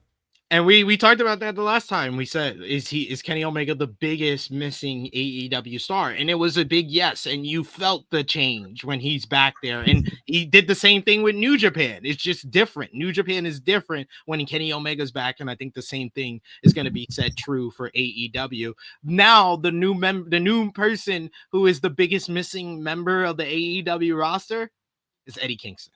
We need Eddie back. Hopefully Eddie gets to recover soon. He's the next one. But we do have a super chat donation here from George Salavara. Thank you so much for the support. He says Kenny is on a different level. That is saying it the least. But thank you so much, George, for that. Kenny, I just can't wait till he really gets to start going. And please, Tony Khan, I hope you had a notebook out as you were watching Wrestle Dynasty. That is how you present Kenny Omega. He needs to always feel like the final boss of pro wrestling, the god of pro wrestling, god tier style wrestler. He needs to always feel like that. You need to find a way to present him like that on AEW television, which I think you still have not been able to do in the whole time Kenny's been there. Just don't fucking main event him on Dynamite against Wheeler Yuta. Don't do that, Skip. We had on one more report before we get into Dynamite this week. The Young Bucks, they've been out of action. Like we said earlier, they were on Wrestle Dynasty, winning the IWGP Tag Team Championships. In a recent interview with the Tunnel Talk podcast, Nick Jackson shared that there were discussions about an elite roulette matchup, which would randomly select a team to challenge them for the tag team titles, was one of their ideas that they suggested to Tony Khan. The Bucks also suggested the idea of dropping the titles in a squash match to a specific team before the October Dynamite episode where they lost to Private Party. According to Sean Rossap from Fightful Select, the Outrunners were actually in the running for this opportunity, and some people in the company thought that it might happen. And when I saw this report, when I heard this report, and Jimmy agreed with me on AE Ramble, I was like, they should have went with this. They should have went with this. Like it's very rare that you get a team that was as popular as the Outrunners in the fall. And you had to pull the trigger. You had to strike while the iron is hot. And now you've missed the peak of their popularity. You can't get it back. So you should have. This was the right decision. Like, this is a case of, I'm tending to hear this a lot, where the wrestler has a better idea than Tony Khan. The Young Bucks had a better idea than Tony Khan. And if Tony Khan's best idea was to put the titles on Private Party and then forget that they're the champions and not put them on TV every week, then yeah, we should have won with the Outrunners.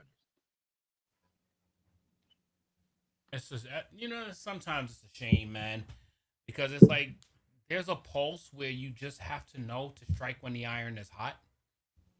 But then you do the right thing by putting the titles on Private Party. But my God, they're feeling like the least important tag team champions ever. Like, what the fuck, man? You had a Worlds End pay-per-view. They ain't even defend the titles. Like, dude, like, this is it. It's like, you take one fucking step forward and like 3 back. Like, come on, dude. Like, they put in that fucking work for months upon months, obviously years prior to that, but they finally get the fucking moment, and we only see their celebration and these half-ass defenses, and it's like, oh God, like, they're not even involved in a story. They're not even involved in a story, and they're the fucking champs. Hey, come on, man. It's ridiculous. It's just ridiculous. Like, you got to do better than that. With, man, you should have strike while the iron was hot with the Outrunners, and now I think the Outrunners are kind of lost in the shuffle now. Sad. What happens in wrestling? Yeah, it happens too often. It happens way too often. If you miss the point where they're at their peak, you can't get it back. And WWE is feeling that too with like Otis. Otis was fucking hot as hell last spring. And this is random.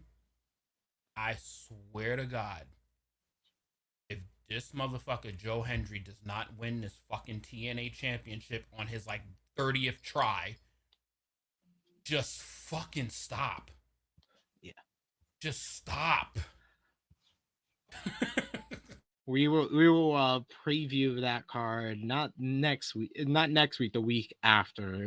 Will be Genesis, but yeah, I totally agree with you. AEW Dynamite Fight for the Fallen. It's fine. The big mother of all simulcast on TBS and streaming live on Max this past Wednesday, January 1st. The show featured rated FTRs Cash Wheeler, Dax the Axe Harwood, and the rated R superstar Cope. Let me repeat that. The Miss me rated with that R bullshit. superstar Miss Cope me with that bullshit. defeated the Death Riders in a very good trios main event matchup. You also had Hangman Adam Page beat Orange Cassidy in a strong opener to the show. Post-match, Page delivered 2 dead eyes to Orange until Christopher Daniels came down to yell at him. Hangman responded by dropping Daniels with a right hand and beating him down. Jeff Jarrett teased announcing his retirement from professional wrestling, but he instead revealed that he had signed a new contract with AEW and wants to go after the AEW World title. Speaking of the title, MJF has also set his sights back on getting his Triple B again after his win over Adam Cole at World's End. Julia Hart beat Jamie Hayter in her return match back to AEW. You also had Jay White. He picked up the victory over Swerve Strickland and Roderick Strong in a very good 3-way to earn the #1 spot in the next week's Casino Gauntlet, thanks in large part to Ricochet costing Swerve the match by stabbing him in the head with a pair of gold scissors. Post-match, Ricochet further assaulted Swerve with the gold scissors and delivered a spirit gun to lay him out in a stunningly beautiful, bloody, brutal beatdown that had to be some of the best character work of Ricochet's entire career. My Lord, Ricochet, this was fantastic. That was the best thing on Dynamite this week by a country mile, in my opinion. Josh, any thoughts on Fight for the Fallen this past Wednesday and the Ricochet big bloody assault on Swerve? Yeah, the Ricochet stuff was great. What they've been doing with him, I mean, I've been enjoying. I know a lot of people haven't been feeling it, but I've been enjoying it because this is one of the things that we've been saying about Ricochet. Ricochet needed a kind of a gimmick. He needed a character. And, this is a good spot for him to get that kind of development. And we've seen it a lot in AEW, right? With certain people. Like we've seen it with Tony Storm. We kind of saw it with Roderick Strong for a little bit. People that we know they're good workers, but they didn't have that character that would kind of help them. And Ricochet is no different. The corniness of it leans with who he is. So that's why I've been enjoying it. Because even when he was fucking stabbing Swerve, he just looked like a complete dork. He kind of looked like Rick from Degrassi. And that's why I enjoyed it, because it was like, what the fuck? He had the glasses too and all the blood. I was like, oh no. I was like, damn. But unfortunately, Swerve couldn't get out of the way some way. Like Jimmy just ran straight and got shot. But besides that, Dynamite was okay. Like I thought it was a solid show. Fight for the Fallen. I did actually watch it from Max just to get that feel, just to get to be familiar with it. The only nitpick I have with that was we didn't get picture by picture. I got used to that watching on TBS. We just didn't have that. But that's about it. But it did feel different though. Like not only just on Max, but like I don't know what it was with production. It did feel different a little bit. Yeah. They changed the hard camera and they added more lights to the crowd. Yeah, the lighting thing was probably the biggest thing that I noticed. I was like, oh shit, it's brighter. Obviously going to smaller venues has been a great move because they have been not selling out. I wouldn't say selling out, but they have been moving a lot of tickets for that. So that's a good move on their end. But then also things just felt simplified. You know what I mean? Sometimes that's okay. Like if you just keep things simple, sometimes it's like, like if you're just going from like one scene to another scene, that's all you really need. Because I feel like with AEW, sometimes they, that's always been their problem with production, where sometimes they try to do like a little too much and then you kind of see the sloppiness. This one kind of felt like it was like very straightforward, simplified. Sometimes you just don't have to do too much. It's fucking pro wrestling at the end of the day. You don't have to go over the top with shit. And then, Jeff Jarrett, he kind of did tease what we said. Like, I thought he was going to retire, but he's having his last run. He says he's going for the AEW title.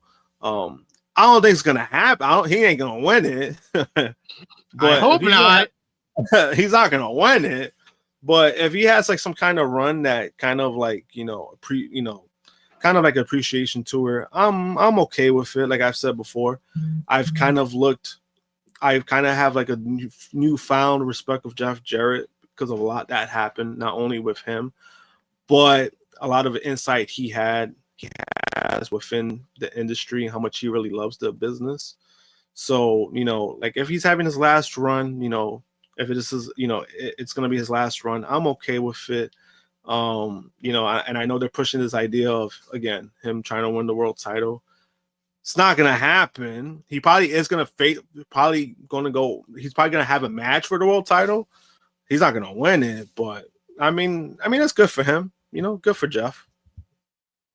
Yeah. That's a great way to put it, Davion. He says Private Party's reign feels like here, damn, we're pushing you. Yeah. It's very much like, God damn, all right, sheesh. All right, we'll push the niggas. All right, goddamn.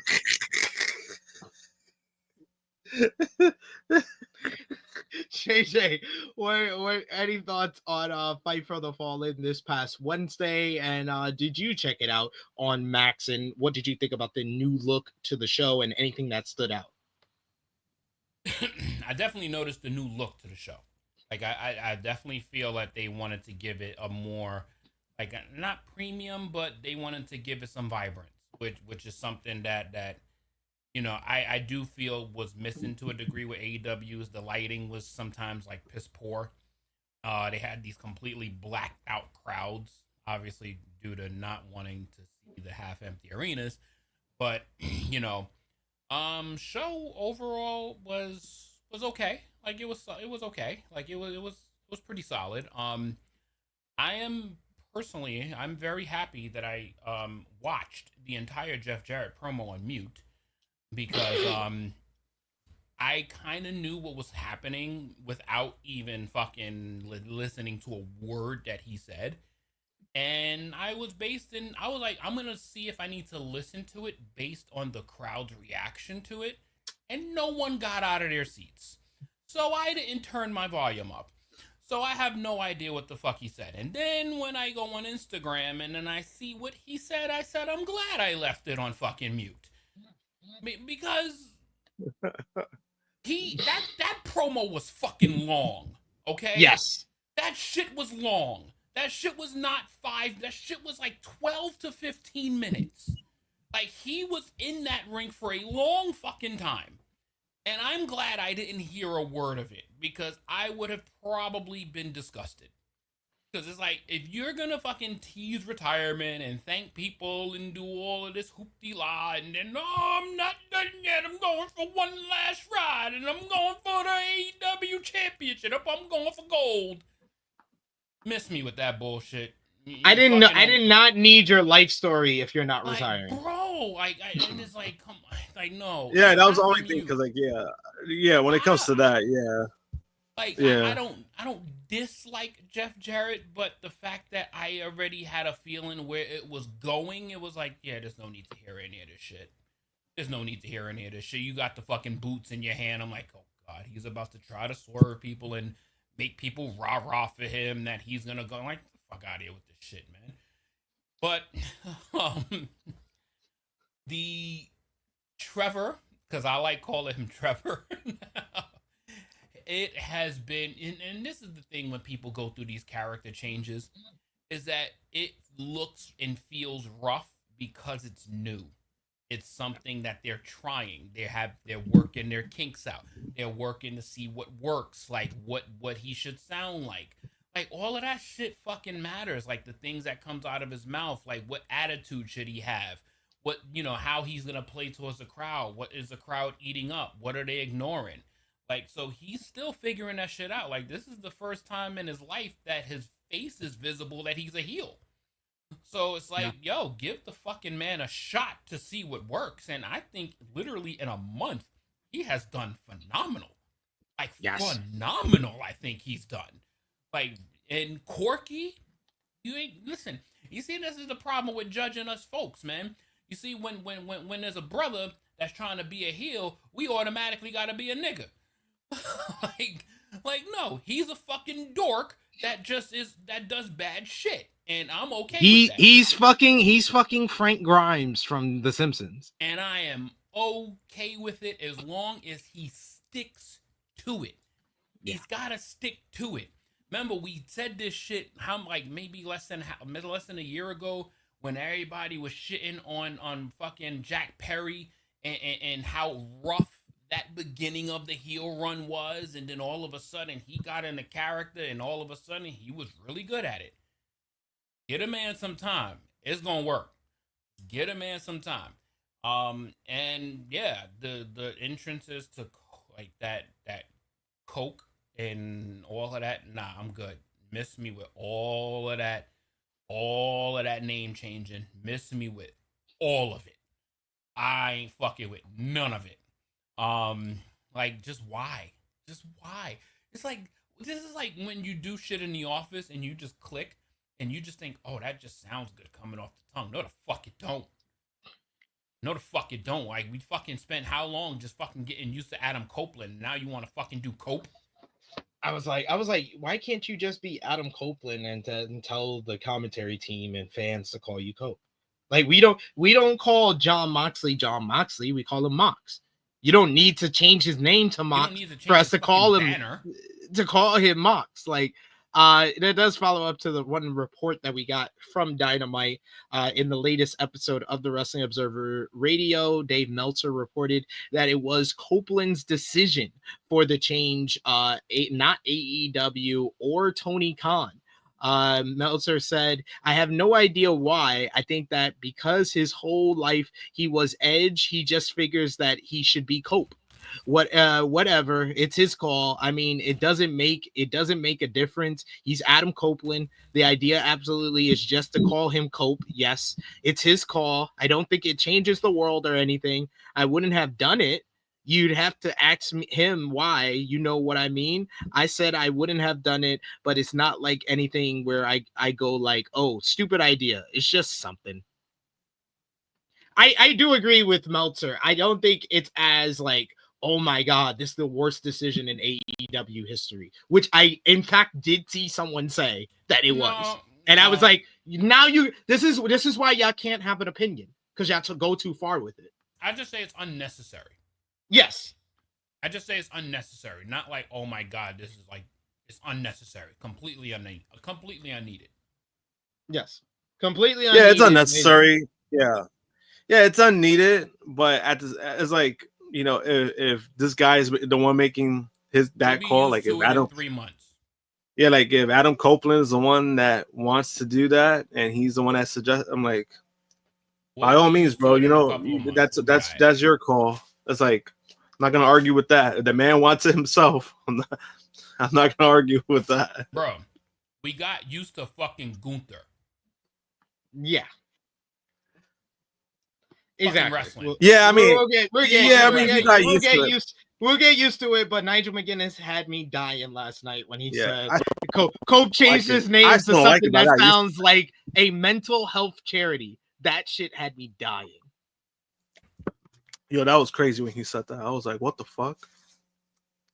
It's like only Nigel could get away with that. But we shall talk more about that. We do have a bit of breaking news, guys. We haven't got to WWE yet, but we should put note because we have a super chat donation here that mentions it. The Rock has announced himself to appear on tomorrow night's WWE Raw on Netflix. 51 minutes ago, The Rock posted to his Instagram account a video of his entrance as the final boss. It says he's walked many paths. Dwayne Johnson, The Rock. It shows Rock clips. The final boss shows clips of him, and also in his homeland, the proud holder of one of the highest titles in all of Samoa, the High Chief Salu. I flew to Samoa with my family at the request of His Highness, Head of the State, the Paramount High Chief Malatoto Tanafumi. where I had the great honor and privilege of participating in a beautiful ceremony and quite emotional ceremony where His Highness, Head of State, bestowed upon me the High Chief status. I have High Chief Salute. His words to me were, "You are a son of the king. You are a son of Samoa. From this day forward, you'll leave your boyish ways behind, and you'll take with your our Samoan culture and our Polynesian culture wherever around the world." And then it says in the caption, "Besides having my 3 daughters, my Samoan High Chief title, High Chief Salulu, is one of the greatest honors of my life. I gave my word and made a commitment 20 years ago to His Highness High Chief Malatuno Talamufli, to our people of Samoa, that I would, quote unquote, leave my boyish ways behind while I try and carry my Samoan, Polynesian, and Black culture." He admitted he's Black, y'all. He admitted he's Black culture around the world with great respect, pride, kindness, mana, immunity, and warrior spirit. Fava Samoa, the Samoa way. After 20 years of proudly carrying our culture with me around the world, I can't wait to soon return back home to Samoa. I already have chills just thinking about it. Until then, I'll come back home to WWE tomorrow night as we make history at Netflix and begin a new and exciting era. Tomorrow night is dedicated to my grandfather, the High Chief Peter Maivia, my grandmother, Leah Maivia, and my dad, Rocky Soulman Johnson, and my ancestors who have all paved the way. Quote, High Chief Salula. That's a whole lot of fucking nothing just to say you're going to be on Raw tomorrow, bro. The fuck? What the fuck was that? The fuck was that? It's like that shit was not even in English. That shit was basic. That shit was subtitle. Like what the fuck was that? Like please leave that shit on Instagram or wherever the fuck you posted. I think he's drinking. I had to read it because King Ellie Show, thank you so much for the super chat donation. He says, "Let's go, Rock confirm for tomorrow." But I think he knows what he's doing. He's not going to say any of that shit live. I think he was drinking too much of his tequila or something, because what the fuck was that? Salulu. The High Chief Salulu. He better not come to fucking Raw with another fucking title. I've been like, what the fuck does that have to do with showing up at Netflix, he bro? He better not come with another fucking title. That Brahma bullshit, and then come there with another title. You know what's crazy though? I'm not gonna lie. You know what's crazy though? The Brahma Bull belt does look nice. It's just it means nothing. But he's trying to make it mean something. That's what makes it funny. Self-presented championship. Yeah. It literally he gave it to the Ali family to give it to him. Yeah, like word. Like he's like, can I wear it? If you think about that, that is such a Dwayne Johnson. Okay, cool. I'm gonna now wear it. I am gonna wear it. I'm the new champion. Thank you. Yes, I am. I agree. If you think about it, that is such a Dwayne Johnson move, because you know he do be paying people to when he has those PR stunts and like, oh yeah, look, a crowd of people that I just ran into randomly to say hi to. Get the fuck out of here. Davion said, damn, that was a whole encyclopedia SP3 just read. Because I thought the video was just like something simple. But then I saw it had words to it. I didn't know the video was that long with that much description. And then the actual caption was just repeating what the video said. I did not know that. So that is my bad. I was like, oh, it was a whole lot of nothing just to say you're going to show up. First of all, the caption shouldn't have been every fucking word in the video. Exactly. Like, what are we doing? Like who does that? The Rock heard that Cena might get his spot. He's like, oh, no. That's not happening. Listen, if you got to say shit like that to have a spot, Cena's probably like, you can have it. I don't want nothing to do with He's this. like, I'll just face Logan Paul, dog. I'll just face That's fine. If you want to start speaking in Samoan tongue and all of this other bullshit, and if this is something, you go ahead, have it. I mean, I just hope he don't show up just to like do the same shit he did last time, just to show up on screen and just to say, "Hey, The Rock is here, everybody," and then just leave. Okay, like dumb shit. Like, Dude, he was like, bro, you just did that months ago. Doom. I mean, all in Netflix tomorrow should be a movie. Yeah. Should be. This date, I swear to God, they better hit a home run tomorrow. Tomorrow better be a home run. I think that's my biggest issue with Dynamite this week is I felt like they needed to hit a home run on the first time on Max, and they did. They hit a double. It was a good show, but it wasn't like the home run show. Yeah. I think that's what WWE is going to do tomorrow. Yeah. Yeah, it's like they didn't pull. They basically, it was business as usual. Yeah. For Dynamite. So like you caught them on a decent episode, but you didn't give the Max audience something special. Yeah. So yeah, I agree with that for sure. AEW Collision last night was the first show on Max being simulcast for that one. The show featured Daniel Garcia beating Mark Briscoe in a great opener to retain the TNT championship. You also had the Rock and Roll Express. They appeared on the show interacting with FTR and the Outrunners. You had Private Party retain the AEW World Tag Team Championships in a decent match over Leo Rush and Action Andretti, thanks to help from Dante Martin of Top Flight. Tony Storm, that upstart rookie, defeated Deonna Purrazzo in a pretty competitive bout. You also had Jeff Jarrett pick up a win on his quest for the AEW World title over Aaron Solo. Brian Cage beat Dante Martin, the Beast Mortos, and Commander in a fun high-speed four-way to earn $10,000.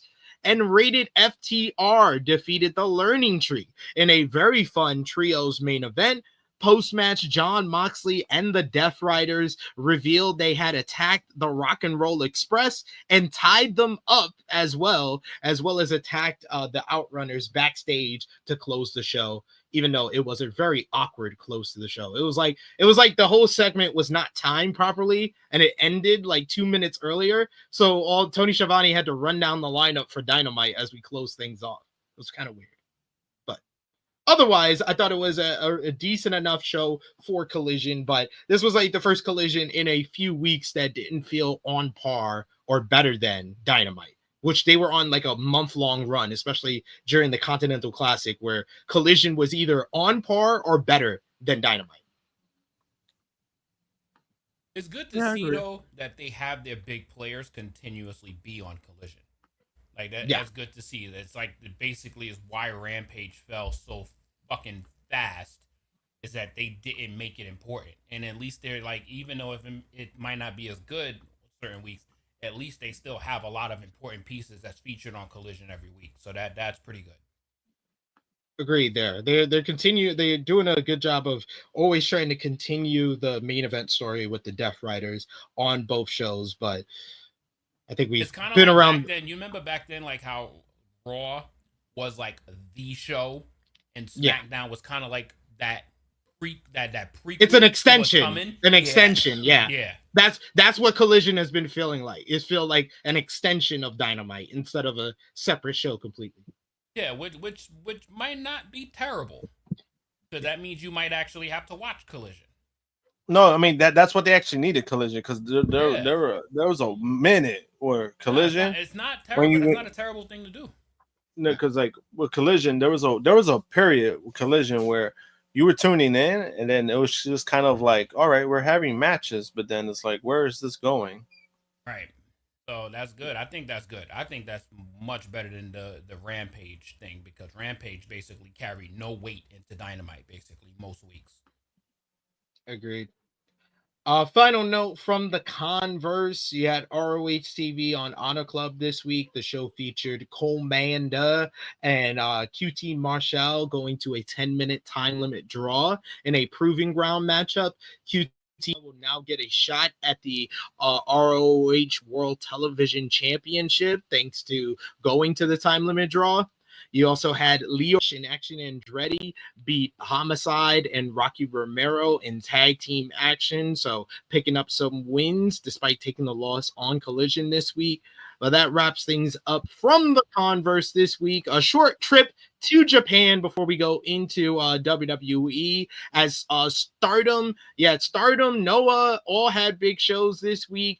Stardom, you had Stardom Dream Queendom, which was last Sunday. Big show that featured some big title changes as Saya Kamatani beating Tom Nakano in a great main event. She then wins the World of Stardom Championship, a title that has eluded her for much of her time in Stardom. She finally wins it thanks to that heel turn that she underwent a couple of months ago. Natsuko Tora beat Micah in an extremely bloody, violent, no DQ war. You also had Wing Gory. They picked up the win over Hates Tekla and Momo Watanabe in a fun opener to win the Goddess of Stardom Championship. Sori Anoe beat Micah Atoa Awata in a hard-hitting affair to finish their rivalry. And then finally you had Starlight Kid. She defeated Natsupoi in a brilliant encounter to win the Wonder of Stardom Championship. Hard-hitting affair between the two young ladies here, and Starlight Kid finally winning one of the top titles in Stardom, so a big moment there. Then you had Stardom's New Year's Dream, which was on January 3rd, so this past Friday. The show featured Athena making her Stardom debut, teaming up with Tekla to beat Tai Mello and Mina Shirakawa in a pretty fun opener. For some reason, I can't click off this picture. This picture, it seems like it needs to be on the screen for a little while longer. For reasons that I won't. Longer. Well, you said the reason why I'm doing that, but there we go. You had Chi-Chi defeated Aya Sakura to retain the Sendai Girls Junior title. You also had Empress Nexus V beat Team 200 kg in trios action. Tam Nakano defeated Yanaki Sayaka in a name versus career matchup, meaning that Yanaki is gone from Stardom now. And then finally, you had Starlight Kid and Suzu Suzuki to get in the win over Saya Kamatani and Momo Watanabe in the main event on January 3rd. So really good week from Stardom. Don't have pictures, but Noah also had their first big show of the year. Noah, the new year. Like I mentioned earlier, Shinsuke Nakamura made his return. He picked up the victory over Sakazaki. You had a new GAC heavyweight champion being crowned as Ozawa defeated Kaito Kiyomiya. Great matchup there. I thought Ozawa had a star-making performance, and I was just that's might be my new favorite person in Noah. I like Ozawa. Him making fun of Kaito Kiyomiya's Shining Wizard popped me. And then finally, Omos made history as he made it 2 straight companies. He's had his debut match winning tag team gold as he teamed up with Jack Morris to beat Namichi Marufuji and Segura to become the GAC heavyweight tag team champion. So congratulations to Omos. He's got no TV time since Triple H took over booking, but he's a champion again. And he's going to be a star in Japan. Japan loves them some monsters. They love them. People love people they compare to Godzilla and King Kong. They love any wrestlers. Nigga made me drop my mic. Cause you sounded too much like. No, but yeah, they reacted big to Omos. I'm happy for Omos. I really feel for the guy because he's not like, for a giant, he's not the worst wrestler I've ever seen. He's light years ahead of Great Ali, at least. Yeah, I mean, he's not terrible. I mean, he's a good dude. Like, I met him at Comic-Con. He was just like there, like attending, and you know, he had like a pass like 2 years ago. He was cool. Like, I gave him a fist bump and everything. Like, he's a cool dude. It's just in ring, you know, you're getting what you're getting in ring with Omos. But then also, WWE didn't do him favors with his booking. You know, when you book a monster, they need to look dominant. And Omos took a lot more losses than wins for him to be any type of credible monster in WWE. And unfortunately for a guy like Omos, it's like he's not going to have a lot of people to work with. Like, he's not gonna have like the caliber of people that one can be able to like believably take damage from him and that can actually damage him. And pretty much like one or two people on the whole roster can actually like pick him up and do anything. So it's just like the pairing is just not in this timeline for him. Like, if he was in there with like, you know, the Bobby Lashley's in their primes, the Batistas when he was able to, Undertaker, Kane's, Big Shows. But that's the thing though. He was in a feud. No, that's the thing though. He was in a feud with Bobby Lashley. Bobby Lashley beat him 4 times in the feud. So it's like, yeah. You know what I mean? That's been the problem. That's been the problem. It was either push Lashley or push Omos, and they chose Lashley obviously because he's more versatile. Yeah. So it was like, again, it was more like, you know, you put him in these feuds and, you know, all right, you got him losing, and then, you know, he had the match with Brock Lesnar, which went 5 minutes, and, you know, good job. It is what it is. Winning some tag belts, winning some championships, getting some gold. And he cut a good promo in the press conference. And I feel like that's going to be the best benefit for him, is the opportunity to cut promos in the press scrums that they do with the Japanese promotions. That kind of freedom, talking to the press and kind of just saying off the top of the dome, it makes everybody a better promo guy. You could, for example, look at Will Ospreay and Switchblade Jay White. It's because of those promos that they became some of the best promo guys in AEW today. So I got hopes. I got high hopes for Omos. I mean, it's good for. I mean, again, it's good for Omos. You know, he's still, you know, and at least he's doing it under WWE. Like, he still has a job with them, and then, you know, he's working at the company. Like, it's positive all around. Like, if you're talking about on a personal level, it's positive all around. But let's go over to WWE now. WWE SmackDown this week. The show was the first 3-hour show for SmackDown on USA. And Jesus Christ, this was a 2-hour show that they made 3 hours. I knew that this would be a fucking journey. I knew the first week it was going to be hard for them. But my Lord, this was a 2-hour show that they extended for 3 hours. They did every random backstage segment. Pretty Deadly was on this show 3 times. That should tell you. Why? That should tell you. They have been on for how long? It's been a while. Los Garza was on this show twice.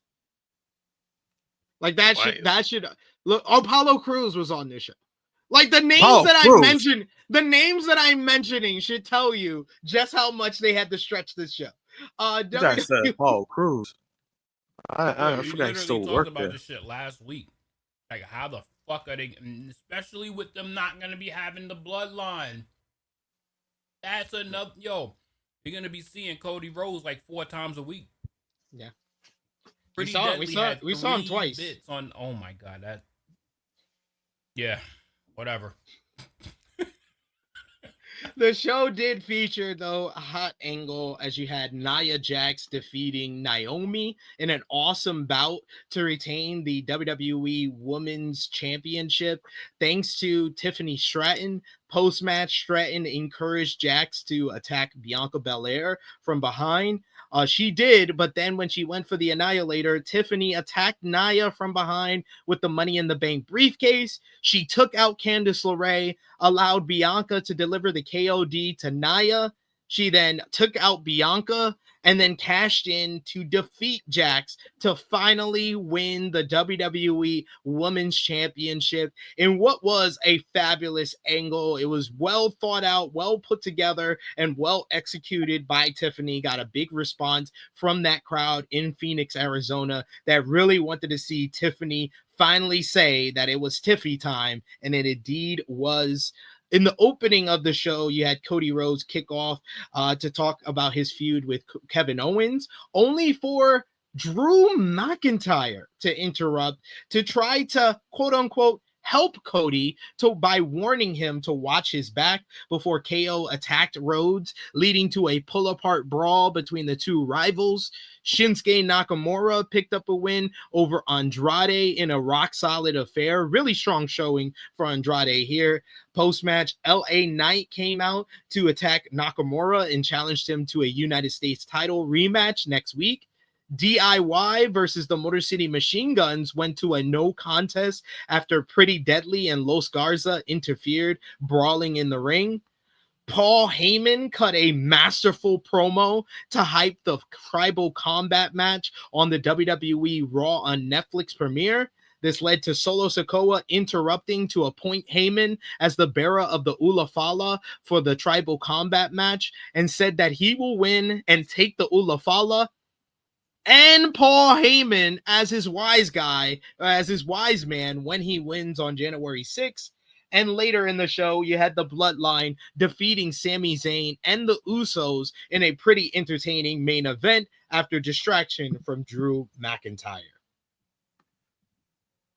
It was Tiffy time finally, guys. Josh, what did you think about Tiffy finally cashing in Money in the Bank on this show? And that what I thought was an awesome match between Naomi and Nia Jax. Naomi may be Nia Jax's best opponent currently in WWE right now. I mean, it's good for Tiffany. I mean, hopefully something good comes out of it. Obviously, it's a big moment for her. Was I as crazy as a lot of people for it? No.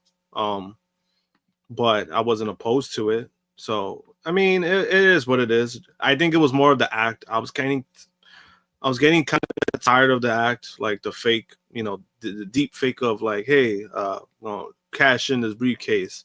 Oh no, it's not gonna happen.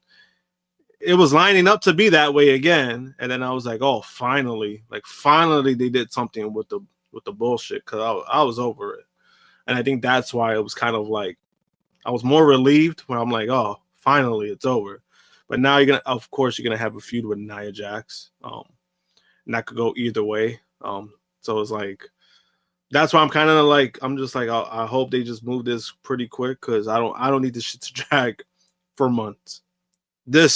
I hope this is not the Mania match either. Don't need to be. I hope it's not, because she deserves better. Tiffany Stratton deserves better. Obviously, you've seen him, the crowd. The crowd loves her. So, I mean, there's something there. I mean, besides that, SmackDown did, I mean, for 3 hours, it did some good and bad. I felt like if it was 2 hours, it would have been a way better show. But the fact that it was 3 hours, it was kind of like throwing in people that you never fucking use, like Apollo Crews. Well, okay. I'll give it credit. It did make the match quality better on the show, because I thought Nia and Naomi, Nia and Naomi was great. DIY versus Motor City Machine Guns was really good before the finish. So it did help the match quality of the show. And the Bloodline main event was a lot of fun as well. So you had 3 good matches on the show, which is, I don't remember the last time I said that about an episode of SmackDown. Yeah, and which is, I mean, it's hand in hand. You kind of need that to be for 3 hours now, more so since you're on for 3 hours. So you would hope that would lead to something, like when it comes to that. But besides that, I thought the show, like, it wasn't terrible.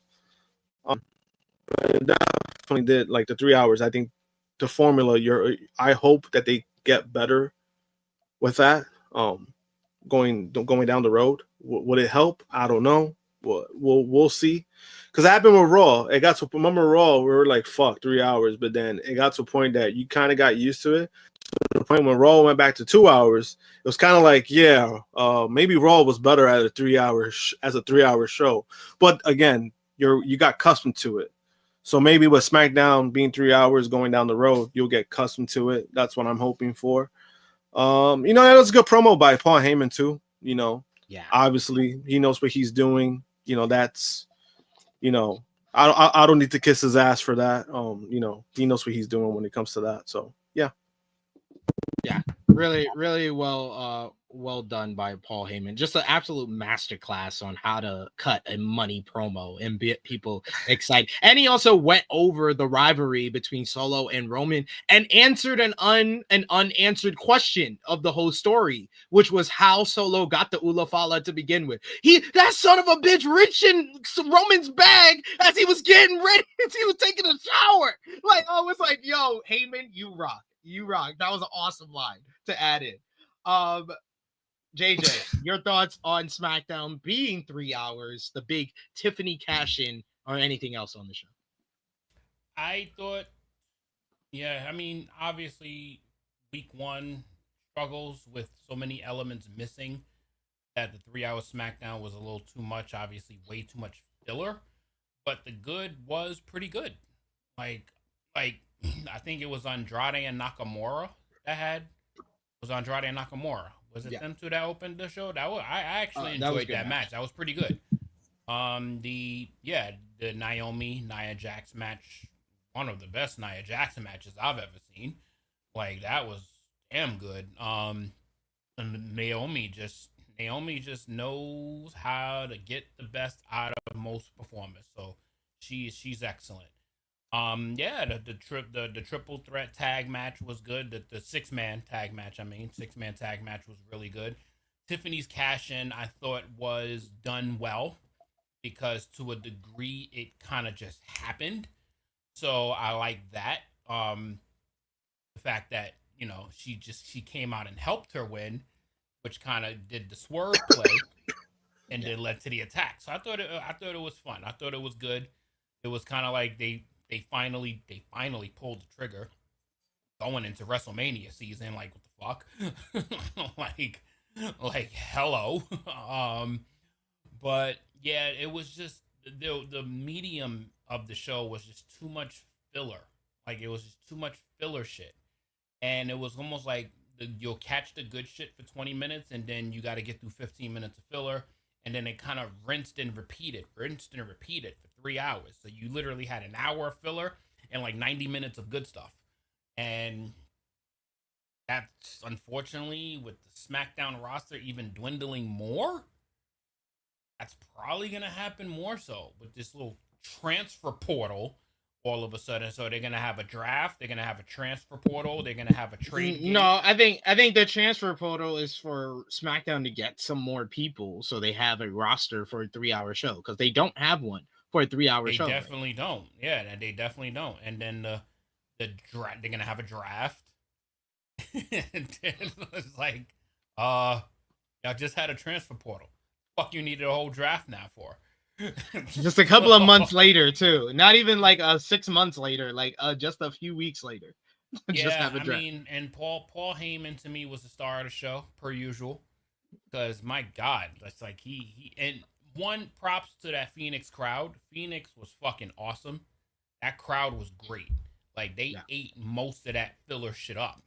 So it kind of just basically kind of helped like keep the show at some level of importance. If it was like one of those dead crowds, it would have definitely hurt the show. But Phoenix was great. Like, they were great. They were alive like pretty much the entire evening. So yeah, I mean, surprising because they don't have much to cheer about because they got the Phoenix Suns and they suck. So yeah, and they got the Arizona Cardinals. Not a good time for either one of those franchises. Diamondbacks. Not a good time for any three of those franchises. We do have a super chat donation here from our good brother Chuck Berries. Thank you so much, Chuck Berries, for the support. He just said, just what I needed to see. The old ass Rock and Roll Express taking bumps, LOL. Gory Goto Sealy is turning over in his grave. Well, to be fair, Rock and Roll Express did not take. They didn't take bumps. They just took. They got tied. Yeah, they literally got tied because they can't take bumps. Because they can't take bumps. That was the safest shit ever. Yeah, I mean, and then also, I mean, they're not. I mean, it's like they show up time to time. They don't really do anything. So I mean, yeah. It was fine. Ricky Morton could take bumps, but Robert Gibson sure as hell can. Yeah, Robert can't. Yeah, Ricky usually does, and he actually does it still pretty well for his age. It's kind of scary. timeless performer there. Hey, but thank you. They're good sports though. Yeah. Thank you so much, Chuck Berries, for the super chat donation. And as well, thank you so much for the even bigger super chat donation. Thank you, Chuck Berries.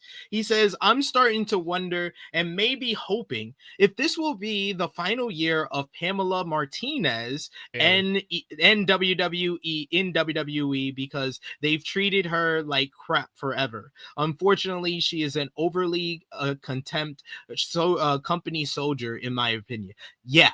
That's my biggest issue though. Like, I love Bayley as a performer. I think that she might be the most underrated female performer in WWE history. But like her, Seth Rollins, like Kevin Owens, Sami Zayn, y'all niggas way too loyal to a company that never gonna be loyal to you with the same way. Yo, and you know it's crazy though. Like we're talking about this now, but remember I've been saying it for a while with WWE, where like there's a lot of stuff with WWE that kind of gets looked over because of where they're at now, right? So a lot of people saying like, hey, WWE is the hottest it's ever been. So people are going to focus on that, but they're not really seeing the real technical issues they might have. And right now, like I said before, they have certain guys who are on like a certain tier. And everybody else is kind of just catching up. Everyone is just like looking down on them. And they're just never going to get to that point. They're never going to get to that level because of that. And it's unfortunate, but that's what happens when when you're in WWE. It's just there's good performers. You know what they could do, but they're never going to be that person. It's like Seth Rollins. We know how great Seth Rollins is. He's never going to be the number one guy, no matter what. No. Luckily for him, he's in the upper echelon at the very least. But and that's the big fucking difference to me between Bayley and Seth Rollins is that they have managed in some way, shape, or form to keep Seth Rollins important throughout the course of the entire year. Bayley, they haven't. And all, they've kept him important. Yeah. Bayley had 3 months.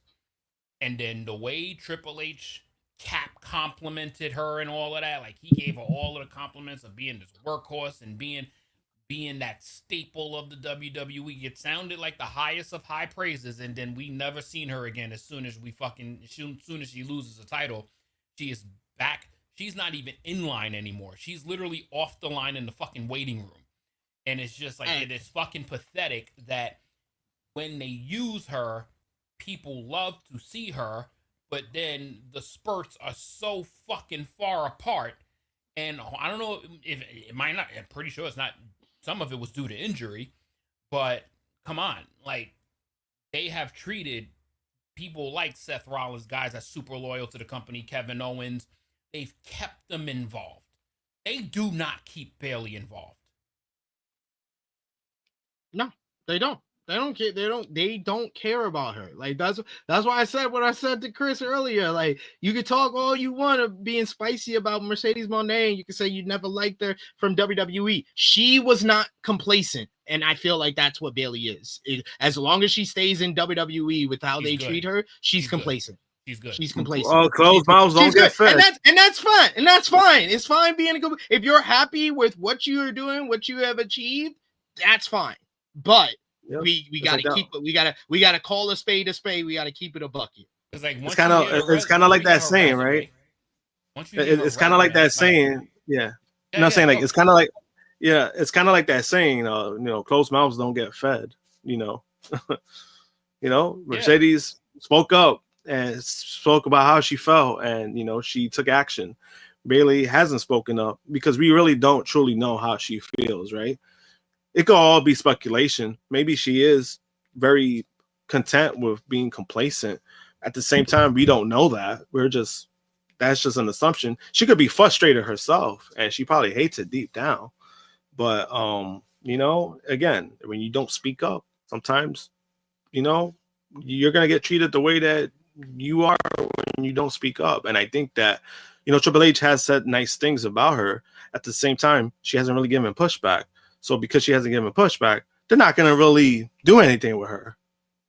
Yeah, she's the ultimate company woman. And if they just give her things here and there to build her resume and to build her Hall of Fame career, she's going to take it. But prominent importance, weekly basis on TV, if that's not something that she's pushing for, like, again, she could be happy doing something else. Yeah. Like surfing. See what you did there. As we previously reported, WWE is said to be planning a huge WWE title match between Cody Rhodes and John Cena for WrestleMania 41 in April. Fightful Select has confirmed that this is the plan and has been for the past several weeks.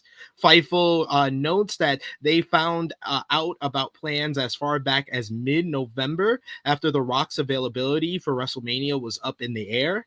While the Wrestling Observer newsletter noted that The Rock is likely for WrestleMania, Fightful said that he isn't included in plans for the event. Those backstage have noted that WWE Creative is quote unquote at the mercy of his schedule and things could change.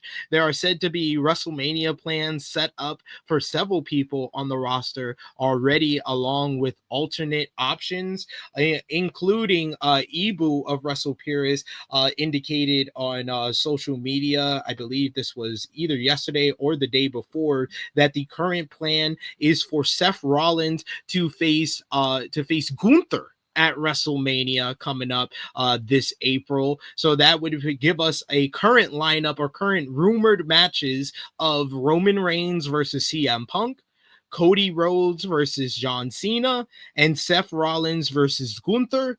On the latest Wrestling Observer radio, Meltzer backed up the rumors about the CM Punk and Roman Reigns, as well as John Cena and Cody Rhodes matches for WrestleMania. Meltzer said, the idea of Punk and Roman Reigns is certainly a thing that's been going around in the past week, and I think there's something to it. As for Cena versus Cody, he added that the match was not etched in stone, but the rumors of Cena going for a world title at this event were very legit. He added, it absolutely was a major thing. People talking about WrestleMania being John Cena going for the 17th championship and breaking Ric Flair's record.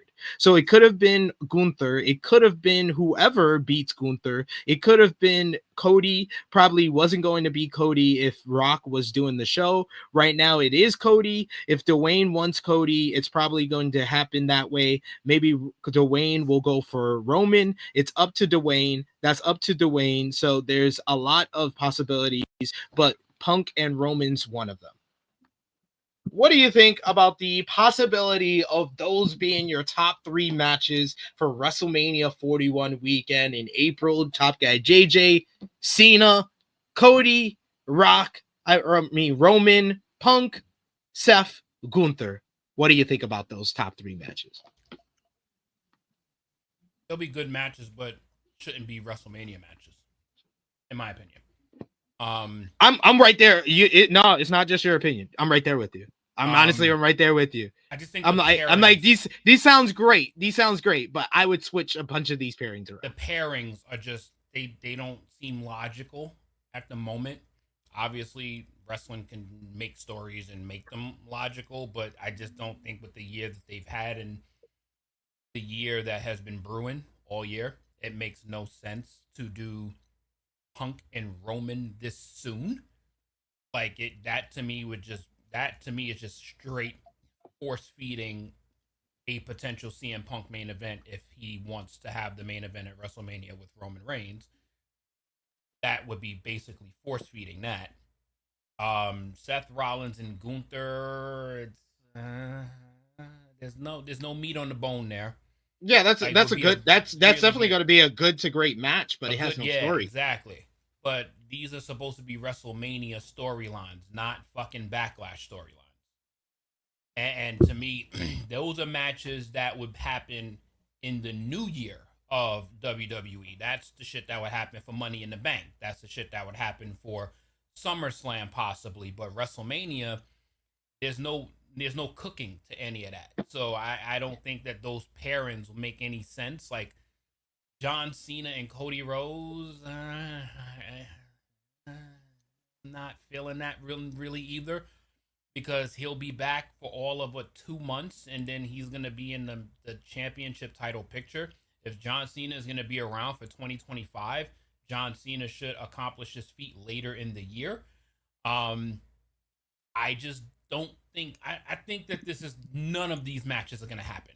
To me, I don't think any one of these 3 matches are gonna happen. Wow. What do you think, Josh? They sound fine on paper, but it's like WrestleMania. I mean,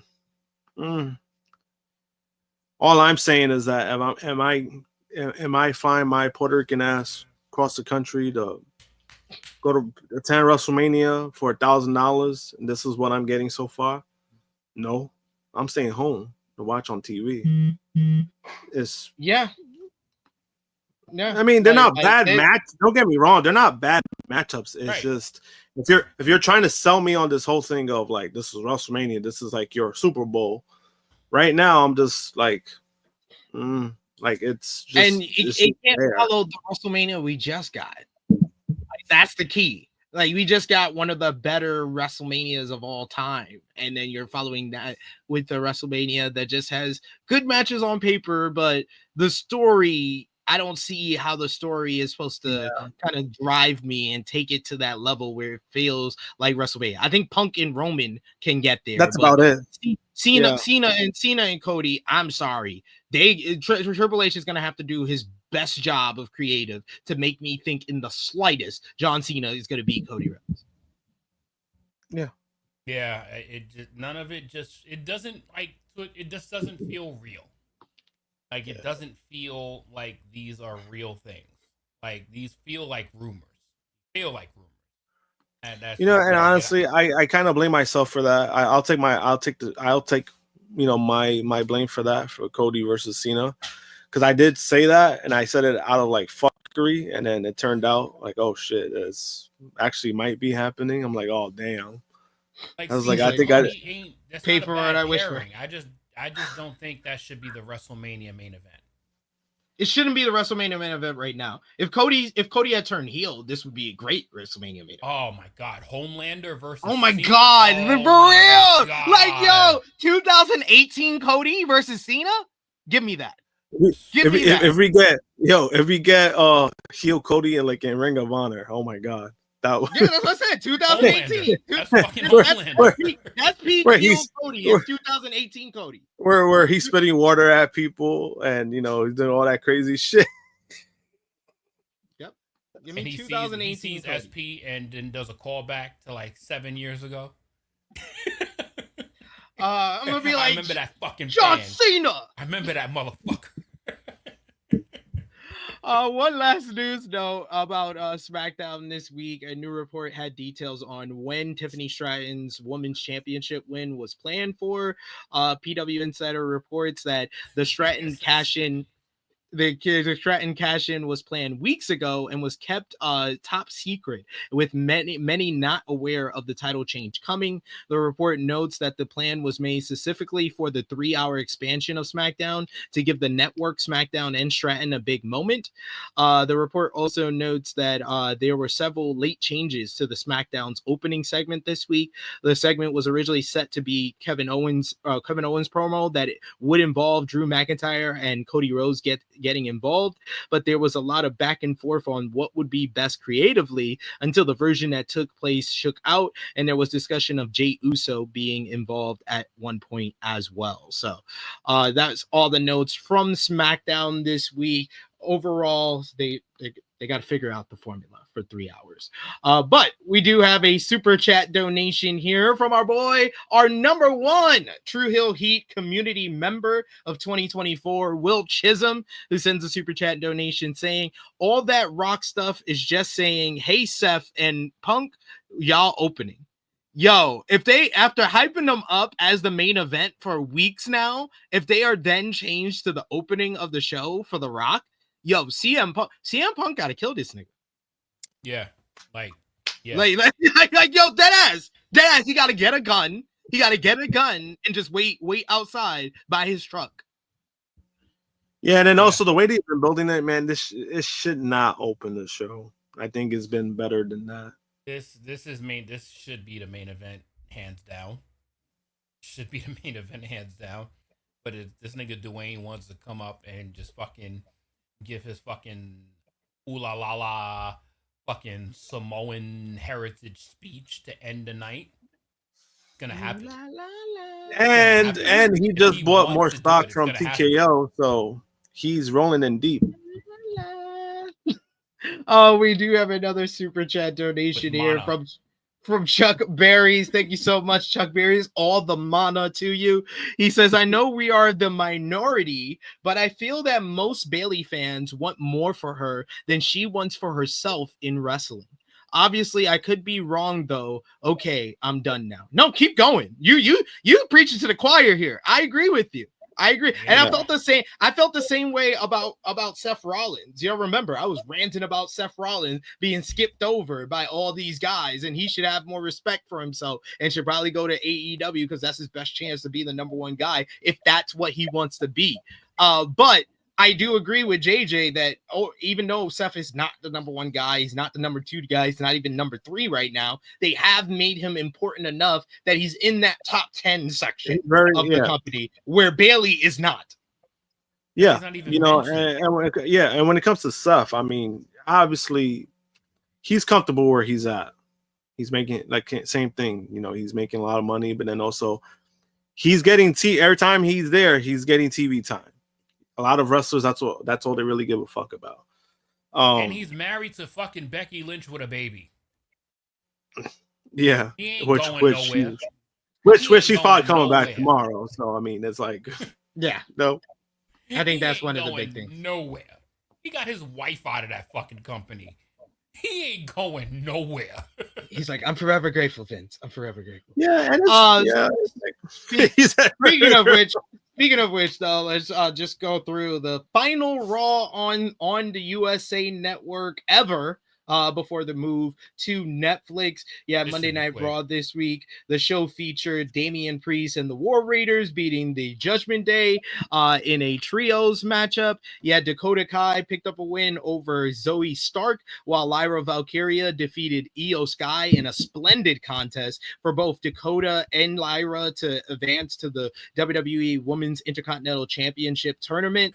The New Day kicked off the show to huge boos once again, only for Jey Uso to interrupt to say that the New Day sucks. This led to Drew McIntyre attacking Uso from behind, and this sets up their big showdown for WWE Raw and Netflix premiere tomorrow. And CM Punk and Seth Rollins delivered an all-timer money promo exchange to close the show, going over their past, their history together, trading barbs that included Punk leaving, not having kids with AJ Lee. I was like, God damn, Seth, you ain't have to go that hard. Punk accusing Becky Lynch of leaving and leaving her ball at home just like him, and Seth referencing Colt Cabana and AEW in a promo. This was fucking masterful. This was fucking a masterpiece on a go home promo. Like every goal, like I said about the Omega and Gabe Kid and Wrestle Dynasty, we got the promo of the year was set on Monday. Well, that was 2024, to be fair. But the promo, we got a late promo of the year top 10 between Seth and Punk on Monday. What did y'all think about that promo and Raw this past Monday? Raw was okay. It was good for its last USA show, and I know they were doing they did like a video package and shit for it. But they're going to Netflix, they're getting that money, so fuck them. Besides that, the promo exchange was great. This was kind of probably the best Punk promo coming back, I would say. I was like, finally, something close to that. Again, the only thing I would say, maybe this is just me being nitpicky with Punk, was like the whole, like he leans too much with the pandering, where he was like, you think I would turn my back on all these thousands of fans? Like, bro, that's exactly what you did. You left. Like, it don't matter how you try to spend it. You left, right? And the only reason why I probably would give the edge to Seth, because he did those references outside of that needed to be it needed to be done because we're getting to a point where every time like these exchanges happens between Seth and Punk, it's always the same shit where it's like, oh, you only came back for the money. You only came back for this. No, he fucking didn't. He came back because he got fired. Like, that's the only reason why he came back.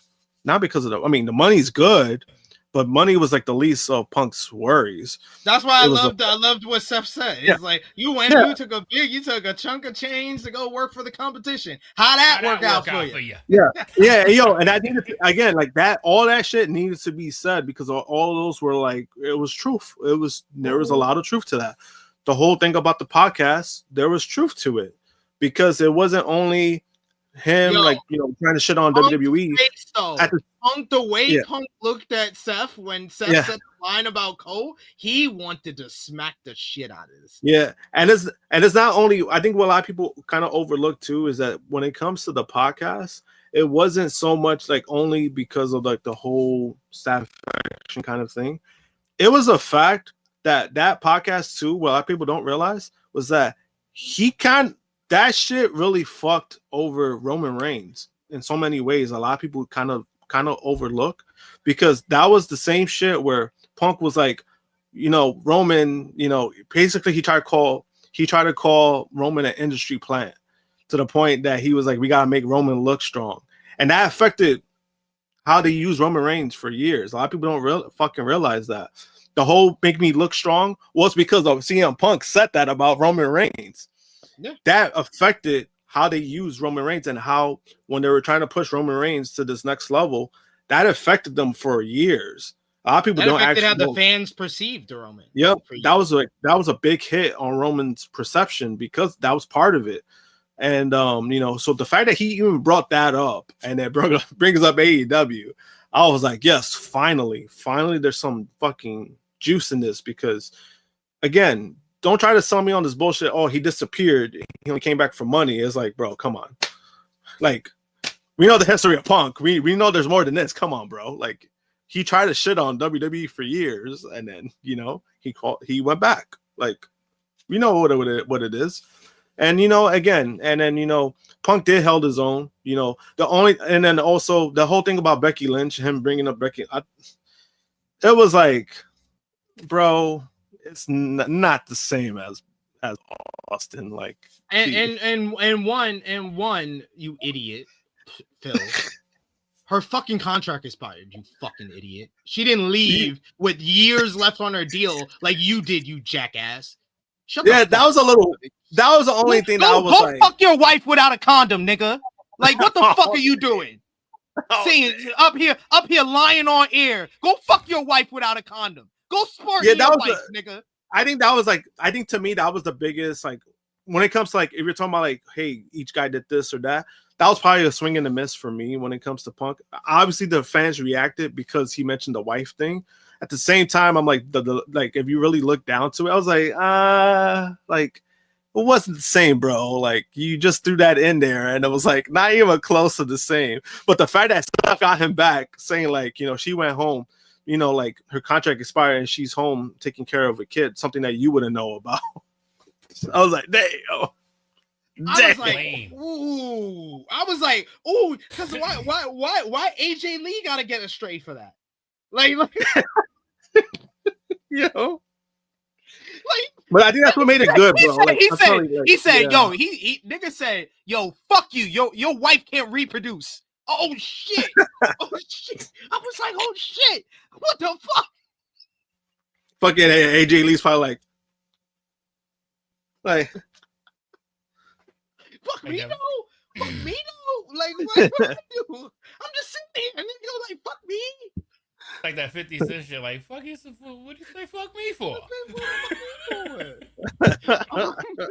We do have a super chat donation here from Will Chisholm. Thank you so much, Will. He says, Punk saying, I love this place. I love this place. I just hate the guy who ran it. But he loved you. I love the way he said it. He loved you. I was like, oh, that's half true. Vince liked Seth, but he loved Roman, LOL.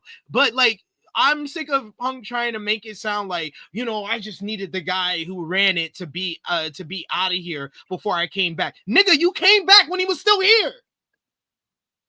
It wasn't until January. It wasn't until January that he was actually out. Yeah, it's again. I think that's the only downside of it. Like again, on Punk's end, is like there's certain things that, yeah, he hit, like the way he said it was good, but then like again, like when you really look down into it, it's like, bro, this is not true. This is a little off. That was about it. But I mean, it did a great job selling the match. Like it makes me look forward to actually seeing the match and what they actually do. And I'm like, that's what it really is. I mean, that's all that really matters at the end of the day. They're gonna have a great match regardless. They're gonna have I think that both guys are gonna show the fuck out. Even though I think Punk is gonna win, but Yeah, I think Punk winning is the right choice, but they knocked that shit out the park. So I gotta give it up for them this week. The right person delivered this. Yeah, the right person delivered all of that heat, and the trigger part to me is what made Seth get 100% real with this. Was the very first punchline CM hit him with. That kiss-ass corporate boot-licking line. Like, oh, you calling me a boot-licker, motherfucker? You want me to rip this fucking Band-Aid off, bitch? I got you now. Because it was, when you hear, I don't give a fuck where you at. When you hear boot-licker. But like that, this is why I don't like CM Punk. Because, nigga, that's all you did was use the line that Seth used on you at the kickoff show. Yep. Because CM Punk is the definition of a bootlicker. Like, every time he does a fucking that shit at the kickoff event was disgusting. It was disgusting. You're supposed to be here to promote the Raw on Netflix, which means you're supposed to be here to promote your rivalry with Seth Rollins. Why the fuck do I need to know how much you love WWE? I don't care. Shut the fuck up. Shut the fuck up. And I love that it's true. You could tell he got mad, really mad during this promo. This is one of those rare occasions where he got absolutely scorched on the microphone. Like and you wouldn't think it would have been done by Seth Rollins of all people. Like, because Seth Rollins is pretty cringe on the microphone. But he is. Roasted that man.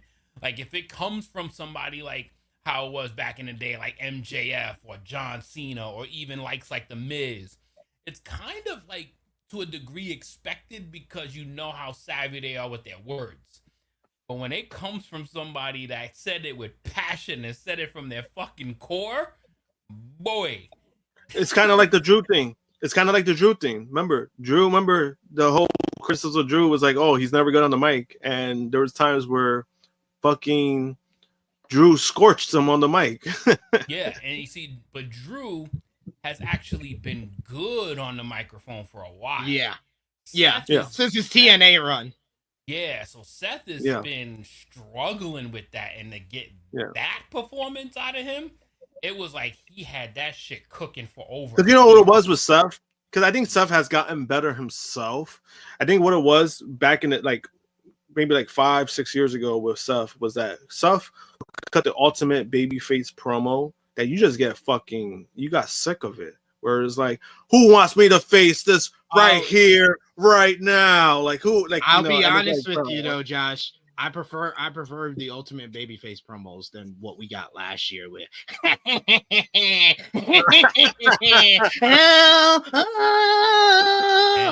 Oh, they don't care about you. They're singing my song.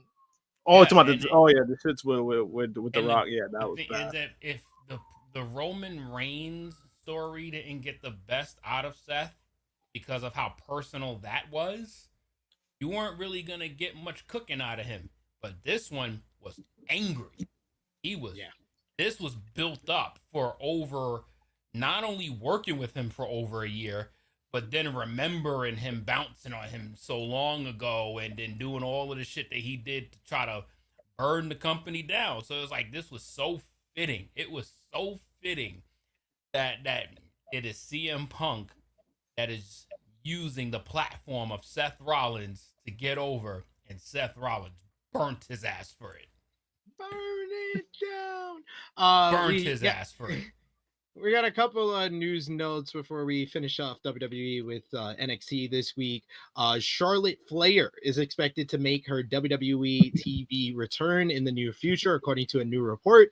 It was reported last month that she was preparing for a return to the ring. Fightful Select reports that according to talent in WWE, they expect Flair is returning sooner rather than later, though they would not specify when that was. The report noted that most expect Charlotte to be factored into the Royal Rumble, though there has not yet been word of solid plans. Flair has been out of action since suffering a knee injury in December of 2023.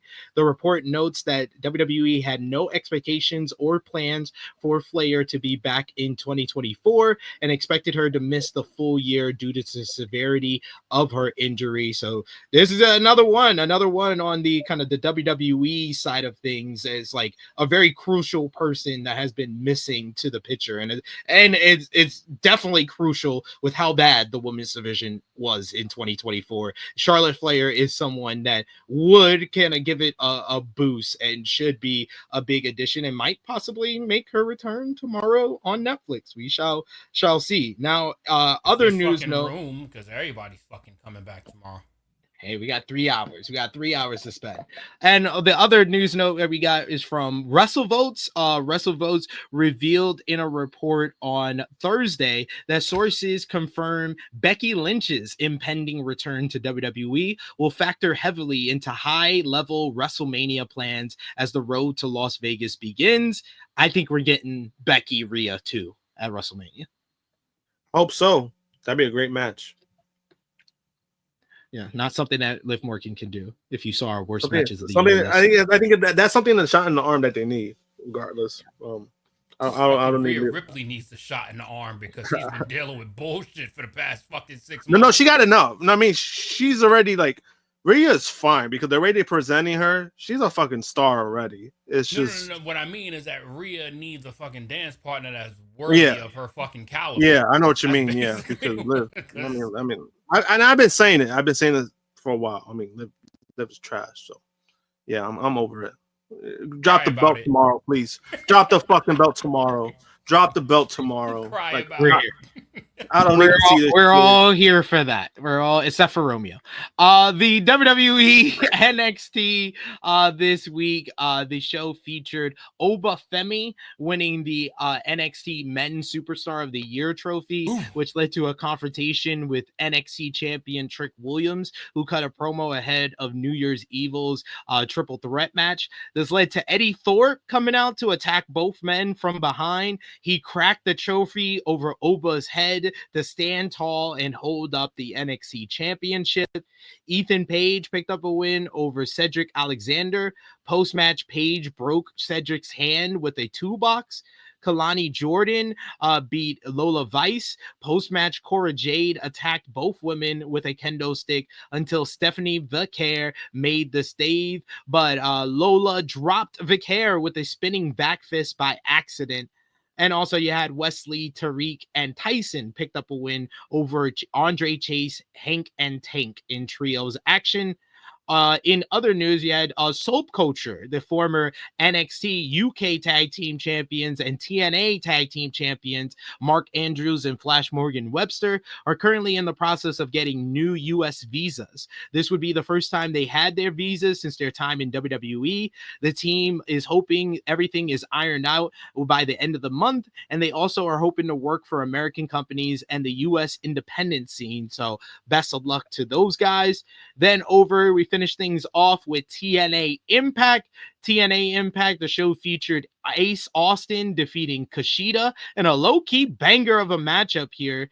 Post-match, Ace talked about promising his injured tag team partner, Chris Bay, to pursue a singles career and try to win the TNA World title. However, Moose came out and said that the top prize in TNA is his X Division championship, so Ace should be coming after him. This led to Ace challenging Moose for the title at Genesis. This is made official. Speaking of Genesis, the Hardys challenged the Rascals for a TNA World Tag Team title match at Genesis, which they accepted.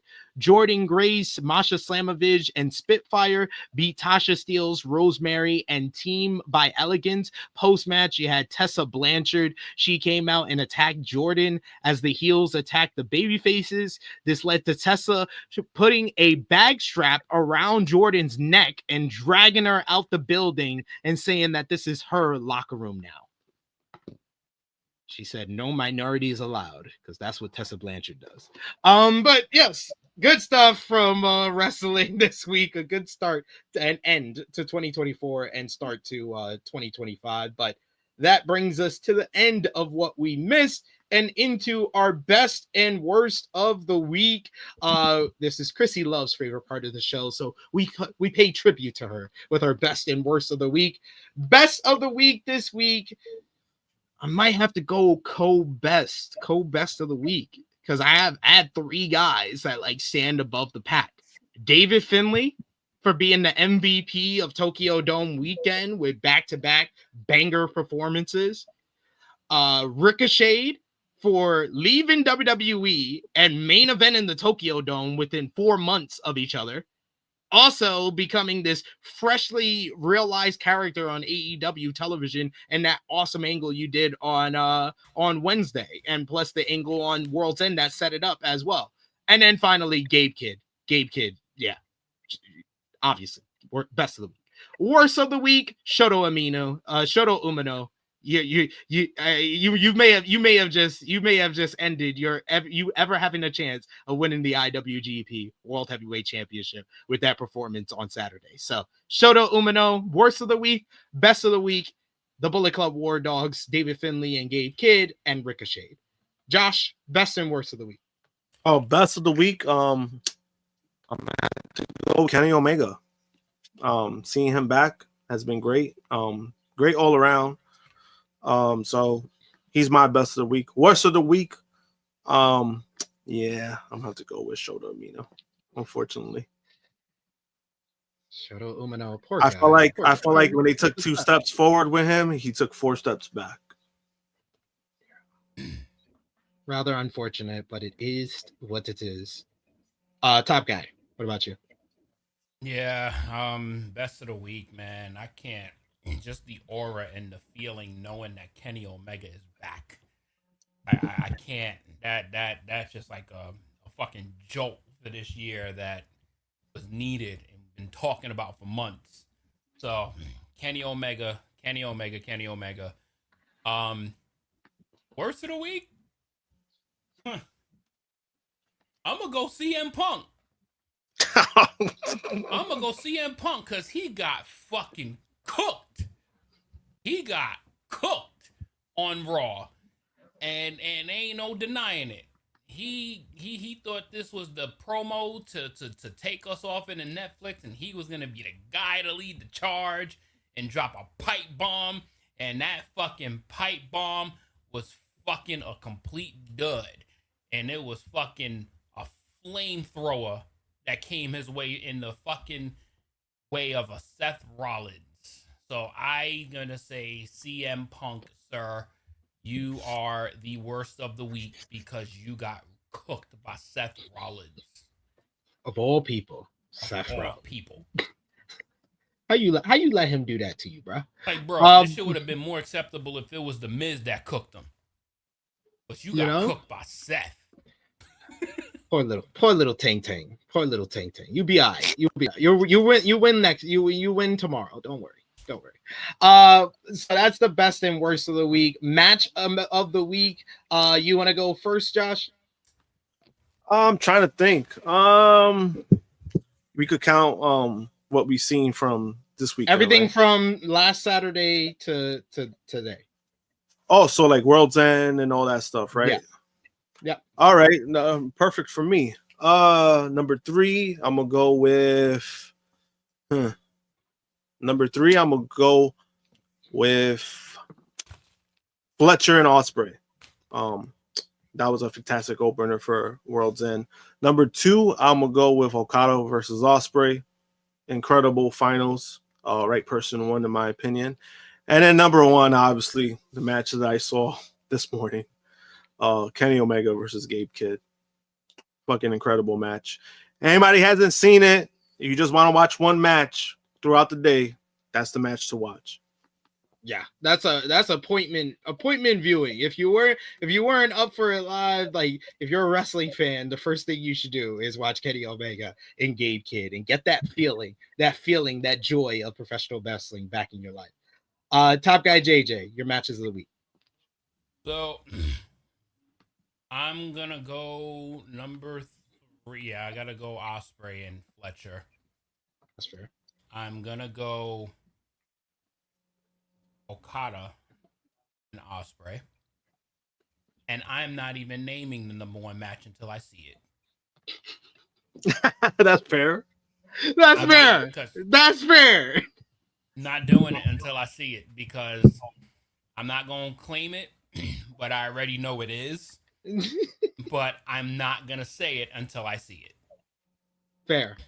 Literally, it does not matter if you're back on the show in 1 month. We just need confirmation as soon as you're back on. The first thing you should say and be like, just to confirm, yes, it was number 1. It was number 1. After you watch it, the next time you're on the show, you need to confirm if it really was number 1.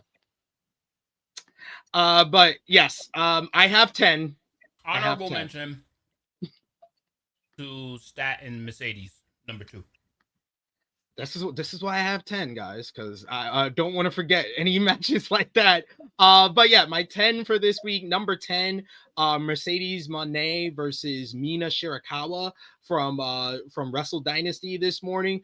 Just missing out on the list. Honorable mentions. This was a great week for women's wrestling. I thought Naomi and Nia Jax were just missed out on the list. Lyra Valkyria versus Io Sky from Monday Night Raw just missed out on the list as well. Number 9 for me, Konosuke Takeshita versus Shingo Takagi from Wrestle Kingdom. Number 8, Saya Kamatani versus Tam Nakano from STARDOM Dream Queendom. Number 7, Starlight Kid versus Natsupoi from STARDOM Dream Queendom. Number 6, Mercedes Moné versus Chris Statlander from AEW Worlds End. Number 5, Konosuke Takeshita versus Tomohiro Ishii. Number 4, David Finlay versus Yota Tsuji from Wrestle Kingdom. Number 3, Will Ospreay versus Kyle Fletcher from World's End. Number 2, Kazuchika Okada versus Will Ospreay from World's End. Number 1, without a doubt, and it might stay at number 1 for the rest of the year, Kenny Omega, Gabe Kidd, Wrestle Dynasty. One of the best Tokyo Dome matches, one of the best New Japan matches I've ever seen. So, yo, man, he keep fucking doing it, man. Kenny Omega, man. Every fucking time, yo. Remember the fucking Okada versus Omega 1? Fucking Ospreay versus Omega. He's legit got the best Tokyo Dome matches of all. He had the top 2 with the Okada match and the Ospreay match, and now he has the top 3. And then even this match, even though like it wasn't like as like top notch, but it had everybody talking, was Jericho versus Omega when Jericho made the jump and everybody. That's the most important match in New Japan Pro Wrestling history. Yep. Yo. What a week to start off 2025. We appreciate y'all for joining us for the flagship podcast today. I agree, Alex Powell, the Takeshita versus Ishii. Like JJ said, if you got one match you can only watch today, make it Omega and Kid. If you got 2, Takeshita and Ishii, make that the second. That was fucking a banger. So good. What a week in pro wrestling it was. Appreciate y'all for joining us to wrap it all up. Our first week of 2025, our first flagship podcast of the year. Appreciate you, Drop Guy JJ, for joining us today. Of course, True Jaw Josh joining us always here on the flagship. But we're gonna wind things down with final predictions for WWE Raw on Netflix. Tomorrow night is the night we've been all waiting for. January 6th It is Monday Night Raw on Netflix, the premiere of the show for the first time in the 30-plus year history of Monday Night Raw. They move from cable television to streaming with the premiere of Raw on Netflix tomorrow night. 4 matches have already been announced and advertised for the show, so we were only give our predictions for those matches. More matches should probably be announced, especially if it's 3 hours. Don't make it like a PLE. Don't make it like a PLE, please. Please don't make it like segments. But we got first up, Tribal Combat. Roman Reigns will go one-on-one with Solo Sikoa. The winner will get the Ulafala and be recognized as the tribal chief of the bloodline. Who you got, JJ? I would be fucking dead underwater if I fucking picked Solo Sikoa in Tribal Combat versus Roman Reigns. My tribal chief. Going with Roman Reigns taking that shit that don't belong to him off of Solo's neck. I agree with you. I'm going with Roman Reigns. Who you got, Josh? Roman Reigns. Is this his first singles match? Yeah, I was about to ask that same question. Yes.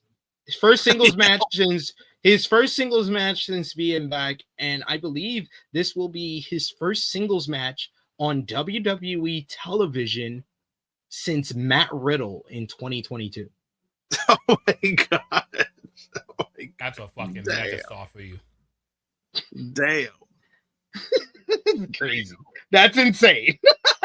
Man, used to be on there every week, twice a week. God damn. God. He's at 2022. 2022. 2020, June of 2022.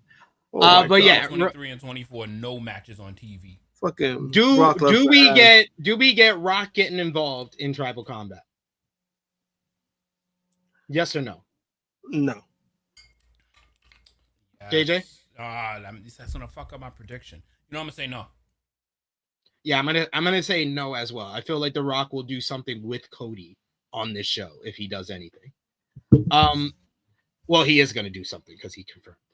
But you also got a match that's very much connected to that Tribal Combat match, as Jey Uso is the brother of Solo, the cousin of Roman. He goes one-on-one with Drew McIntyre. McIntyre's been on a war path ever since returning after Hell in a Cell, been going after the OG bloodline. His next stop, Jey Uso here. Can Jey finally beat Drew McIntyre one-on-one after not being able to beat him one-on-one over the last 2 years? Josh? No, Drew wins. JJ? Drew wins. Drew wins. Unanimous. Another one that I think we're going to be unanimous on, fellas. Liv Morgan will defend the WWE Women's World Championship against Rhea Ripley. The 1-year storyline mercifully please come to a land. JJ, who you got? Cry about it, you live fucking marks. Rhea Ripley ends this shit and moves on to better things. Rhea Ripley finally gets back the title. Josh? Yeah, just get the damn belt back to mommy. Look, I'm so annoyed that I even called Rhea mommy. That's how annoyed I am with this. Like, just give her the belt. Just give her the fucking belt. And then finally, the main event or build main event for the show, CM Punk versus Seth Rollins. 10 years in the making, their rivalry, their history, it all comes to this. This should be heated. This should be a hell of a grudge match. Probably one of the biggest TV matches of the year. CM Punk wins. JJ. Yeah, that's when the company man comes into place. That does what's best for business. CM Punk wins. Josh? Punk. I think Punk wins. Yeah. I think we're all in agreement there. This really feels like a maintenance show. It's just to wrap up shit so they can start new shit. Next week. You're wrapping up a 1-year storyline, a 10-year story. You're wrapping up the Solo and Roman shit. Like this is like a maintenance show. Yeah, and I got Punk winning only because like obviously they're trying to do like something with the championship, and they've been teasing it for a while. And I think this is basically the segue to do it. He beats Seth, and then all of a sudden he tries to go after the title somehow. But I'm really looking forward to tomorrow night's show. We will be back here on Tuesday, me and Romeo, to review the first Raw on Netflix. So join us live for that. Join us live tomorrow, 12:05 p.m. Eastern Time, as myself and Jay News break down all the action from the Tokyo Dome with our NJPW Wrestle Kingdom 19 and NJPW and AEW Wrestle Dynasty reviews, talking about the two shows from the Tokyo Dome, January 4th and 5th.